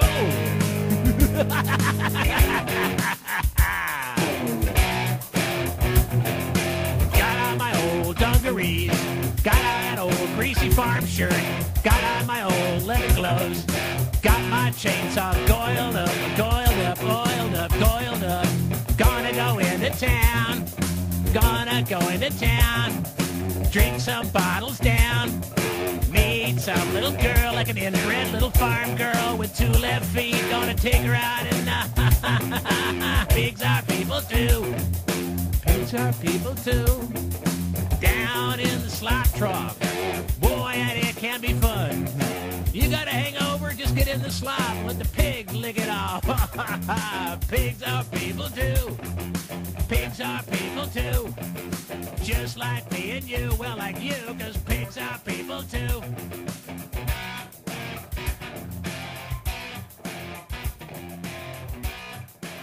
All right, guys, so let's wrap up part 1 of our Texas Chainsaw Massacre retrospective. Of course, we're doing this in anticipation for Texas Chainsaw Massacre 3D, coming to theaters January 4th of this year. All right, well, how would you rank these movies? The first 4 movies, what would you say is the best to the worst? Who wants to go first? I will. Okay. Jamie will. 1, 3, 2, 4. Wait, let me process that. 3, 2, 4. Oh my gosh, she's right. The first one, the third one, the second one, then the fourth one. Okay. Wow. That's how it goes for me. You too, Dan? I can't disagree with perfection, yes. Okay. You're gonna think I'm nuts, man. Okay. 1, 3, 4, 2. 4, 2. Okay. Oh. No, I don't know. Maybe you're. Nah. Yeah, I think. Yeah, you know what? No, now I'm thinking. I really do like that beginning scene with Chop Top. I do like the skin wearing face thing in part 2. She wears LG's face. Has that cool kill. As stupid as 2 is, at least it's trying to be fucking stupid, dude. You know, 4 is fucking retarded, and I think it knows it. I can't put a waste of time over a stupid movie, can I? It depends. Maybe it's personal. It depends on how you feel about it. If that's how you feel, then that's how you feel. There's nothing wrong with that. I'll go with 4 over 2, sure. All right. You're wrong, but go ahead. That's solid. That's solid, though. I can let you live. At least I can admit that, Jamie. No, it's... I would admit it if it ever happened, but... But that never happens to me. No, that's not a shot at you. I'm just saying. At least I can admit I'm wrong. No, I'm just teasing anyway. You know, I mean, there is no hard and fast rule for what's good and what's not. You know. Well, actually, there is a couple rules. Rule 1, Alex is always right. Rule number 2, if Alex is ever wrong, see rule number 1. I said rule number 3 is never come on the show sober. How do you think I get most of my ideas and thoughts? I know. It's all alcohol ridden. That must have been the unchain me when we left and leave me in the dark. I will unchain you when we leave. No, you ain't going anywhere. You ain't going nowhere. Yeah, we're gonna be like, you know, like sorry, that didn't go over well. Okay. No, I got it. The hitchhiker. Yes, yeah. yes, that's right. Okay. You're gonna be like the chick in the chair, and you're gonna be sitting on top of the other skeleton. Yeah, yeah. And we're gonna chain you to the other skeleton. Oh, I forgot one more bitch. How annoying was Stretch's screaming in that? Oh, dude, I was trying to say that during part 2. Yeah. Oh, that was so bad. Her screaming was obnoxious. Jamie, you said people complain about part 1 screaming. Nothing compares to Stretch screaming. That had to be the most irritating part of that movie. Did you see? By the way, did you see Stretch in the beginning of the third one? Stretch. Her name's not Stretch. I mean, her real name. But she's a news reporter. She doesn't actually say anything. She just walks in front of the camera, pauses for a couple seconds or like a second, and then walks away. Oh, but, sneaky bastard. Yeah. I didn't notice that, no. Any reflection, any great kill, any great scene, any... well, I guess the best kills, the best one for me... The first movie was Franklin's kill. Oh no, actually, you know what? The hammer to the head, and then the guy was twitching. That was the best. Yep, definitely the best. I think first movie definitely the most notable overall. You know, honestly, I don't think the sequels have anything that's spectacular. Well, part 2 has the head chopping the top of the head. Yeah, which I do really like. I do like that one. That's the best there, I think. Yep. Part 3, I don't really remember them. Well, there's the hammer to the head for the one guy. Then, I mean, they're really... They get kind of vague, don't they, in part 3? I mean, there's really not a lot of... There's not a high body count in that one. No. I mean, you know, of chainsaw versus people, you know. Right. Yeah, no, one thing I wanted to reflect on 3, too, is you guys remember the scene where Ken Foree finds the chick in the woods and she throws him the lighter? Yeah. And you know that's going to come back to in the final scene and he's going to fucking toss the lighter. I was just waiting for it. I was like, when's he going to break that lighter out? Like, you know, it was such a fucking perfect setup. It was like so Captain fucking obvious. It was like, wow. Yeah. Oh, what about how long it took to actually, like, throw it at the guy and kill him? Like, did that seem to take a long time? Yeah, it did. You're right. It did. That was weird. There might have even been a slow-mo scene in there somewhere. I can't recall. Yeah, I was like, hurry, he sees you. Hurry, light him. What are you doing? Yeah, but unfortunately for everybody, we're not going to go back and watch these pieces of shit again, probably, so that's all you get. Sorry. So, great kill, I don't know with that one. Part 4, best kill? Jesus Christ. Can you say best and Texas Chainsaw Part 4, The Next Generation in a sentence? No, you can't. Nope. I don't think you can, man. I don't think there was a... Okay, best kill, William Butler with the sledgehammer. If we actually saw that, I guess that would be the best kill. Yeah, so, I agree. There you go, that's that. Does anybody have anything to add before we never talk about these again? No, just I would like to urge the listeners to, the next time you watch the original, pay attention to the photography. Yes. I really wish that more people would just pay attention to really how beautifully set up this film was. They went through a lot to make this movie. It was miserable. You know, It was 125 degrees in the house, and you know, they couldn't have fans or anything on because it would make too much noise, and so they suffered and smelled horrible. And I think it comes out. It comes out in, you know, adds to the grittiness of the film. So I really just want people to watch this with a renewed appreciation, because I've heard people say that it's not scary or it's boring. These are usually younger people. Ah, that's crazy. That I want to punch in the jaw. But this is one that if you immerse yourself in it, it can really take you. You know. I don't think you have a choice. Like I said, with that Hitchhiker opener, I was locked. Oh, hell yeah. Watch this shit in the dark. I like to watch this in the dark, alone, you know, and then just sink myself right into it, and it'll work your nerves. Yep. Agreed. And I like to say get the Blu-ray for high-quality grittiness. It does not take away from the look or the feel. It just looks better. And not better, not squeaky better, just better. Right. And I would like to say... you might have heard a lot of things if you haven't seen Texas Chainsaw Next Generation Part 4. Look, it didn't make my eyeballs want to crawl in the back of my head or you know, anything like that. But, yeah, it's just not as bad as everybody says, but it's still a waste of time. So I would say you could avoid that if you're not big on this. And other than that, I guess Franklin was just so fat when he was a kid he only played Seek. Because he couldn't hide anywhere. Oh, my God. Oh, my God. So that's that. Thank you for joining us for part 1 of the Texas Chainsaw Massacre retrospective, and we hope you join us for part 2 where we go over the Texas Chainsaw Massacre remake, The Beginning, which is the prequel, and we will include Texas Chainsaw Massacre 3D. Yeah, motherfuckers. That's the one you've all been waiting for. Hope it doesn't suck, dude. Me too. Yeah, let's talk about that for a second. What do you think? Is it going to suck? I mean, I saw a couple clips. I saw the commercials. I saw a few still photos. I don't think Bill Moseley looks the part in those photos, but I'm going to give him the benefit of the doubt. Mm-hmm.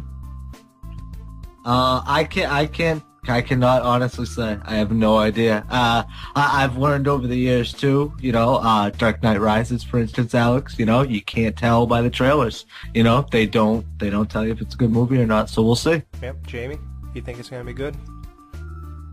I try to be cautiously optimistic. Right. However, when you go after someone with a chainsaw, how bad could it really be? That's what I'm saying. Right. I'm looking forward to this. I hope they don't. This. Yeah, sorry. No, that's it. I was so excited. I said it twice.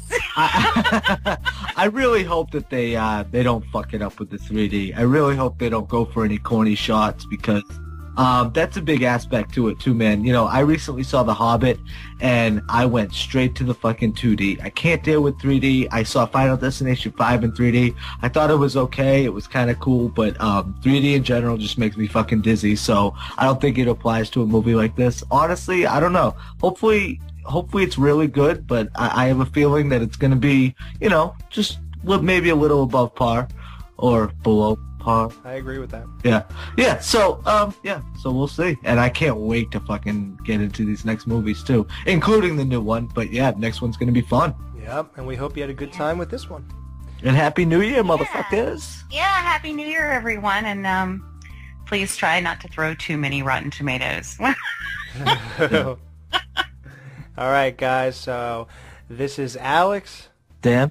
And Jamie. Our new permanent, locked in, going nowhere Aww. host. Like I could leave you guys if I wanted to. Aww. Well, I can't. You've got me chained to the table. Exactly. She ain't going nowhere. And by the way, your hair looks great. Oh, And so do your eyelashes, and so does that blush. Yeah, it was. I got to tell you, my stylist did a fantastic job. Yeah, you really. It really brings out the white in your bone. Yours too. Thank you. Yeah, like my long hair and glasses. All right. See you later, guys. Peace. Bye. Oh, you know what? Actually, we're going to leave you with a little clip. When we interviewed Bill Moseley back in May, he talked a little bit about Texas Chainsaw Massacre 3D. So we're going to leave you with that. Be sure to tune in for Texas Chainsaw Massacre Retrospective Part 2 from the Skeleton.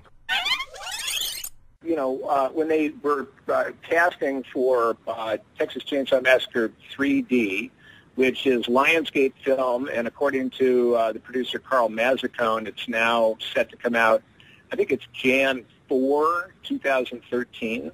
Okay. And so when they were casting it, I remember Carl, I'd worked with Carl on Repo, the Genetic Opera, and also a movie that's just coming out one of these days, actually pretty soon, I think in the next day or two or a week or something, and that's called The Tortured.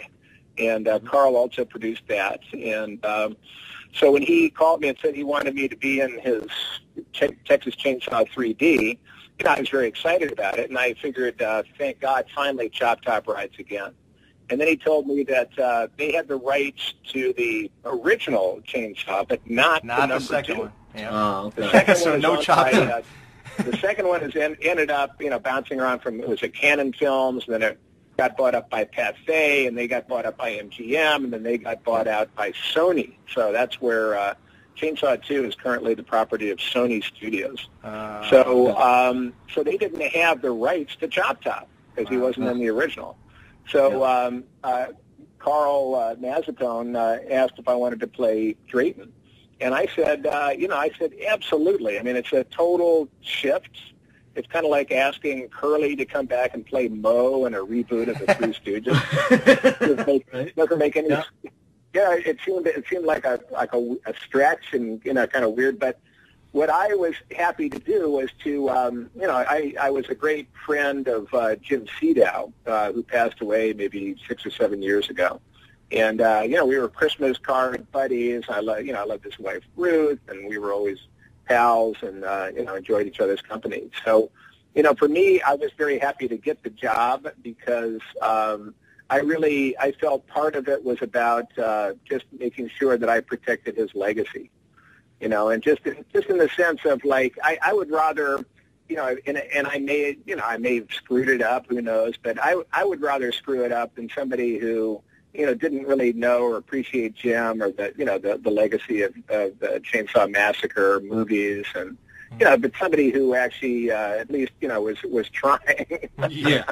I highly doubt that's the case. Yeah. No, I'm sure it was great. Yeah. So they gave me some funny teeth and a fat shirt, and we shot it down in Shreveport, Louisiana last summer when I was down there for about a week, and I think the average temperature was 104 degrees. Wow. And it's Louisiana, so I think the humidity was somewhere above 90%. Oh. So, the part that I shot, I also was down there with Gunnar Hansen. He was in it. Wow. Yeah. And John Dugan, who played, it's so funny because John Dugan played the original Grandpa. And that was like 74, and now, 40 years later, he returns to play Grandpa. Wow. Yeah. That is freaky. It's like the Saw is in the family. I mean, that's really a family. Yeah. I mean, and Marilyn Burns is back. I mean, so there was a lot of, and that's all thanks to Carl. That he acknowledged, the legacy and the Chainsaw family, and put a bunch of us together. And then also he ended up recreating, really pretty remarkably, almost photographically recreating Chainsaw House. Oh wow! Which they built on a piece of Army property. So I don't know if we ever were in danger of stepping on landmines, but we were down there on some Army, base or something. Sure, watch out. You might end up like Chop Top if you don't... Exactly. Shrapnel. Yeah. Metalhead. I'm really excited about this movie, though, Bill. Oh, this has got to be probably one of my most anticipated movies. So they're, the director is a great guy named John Lewinkamp, and I actually just saw John and Carl doing ADR, and that's where you go in and revoice some of your scenes if there was something wrong with the sound. Mm-hmm. I just saw them last week, so they're very excited about it, and I am too, man. I can't wait. The good news is I get a free ticket, so yeah, I'll be there walking that red carpet. Wow, that is so great.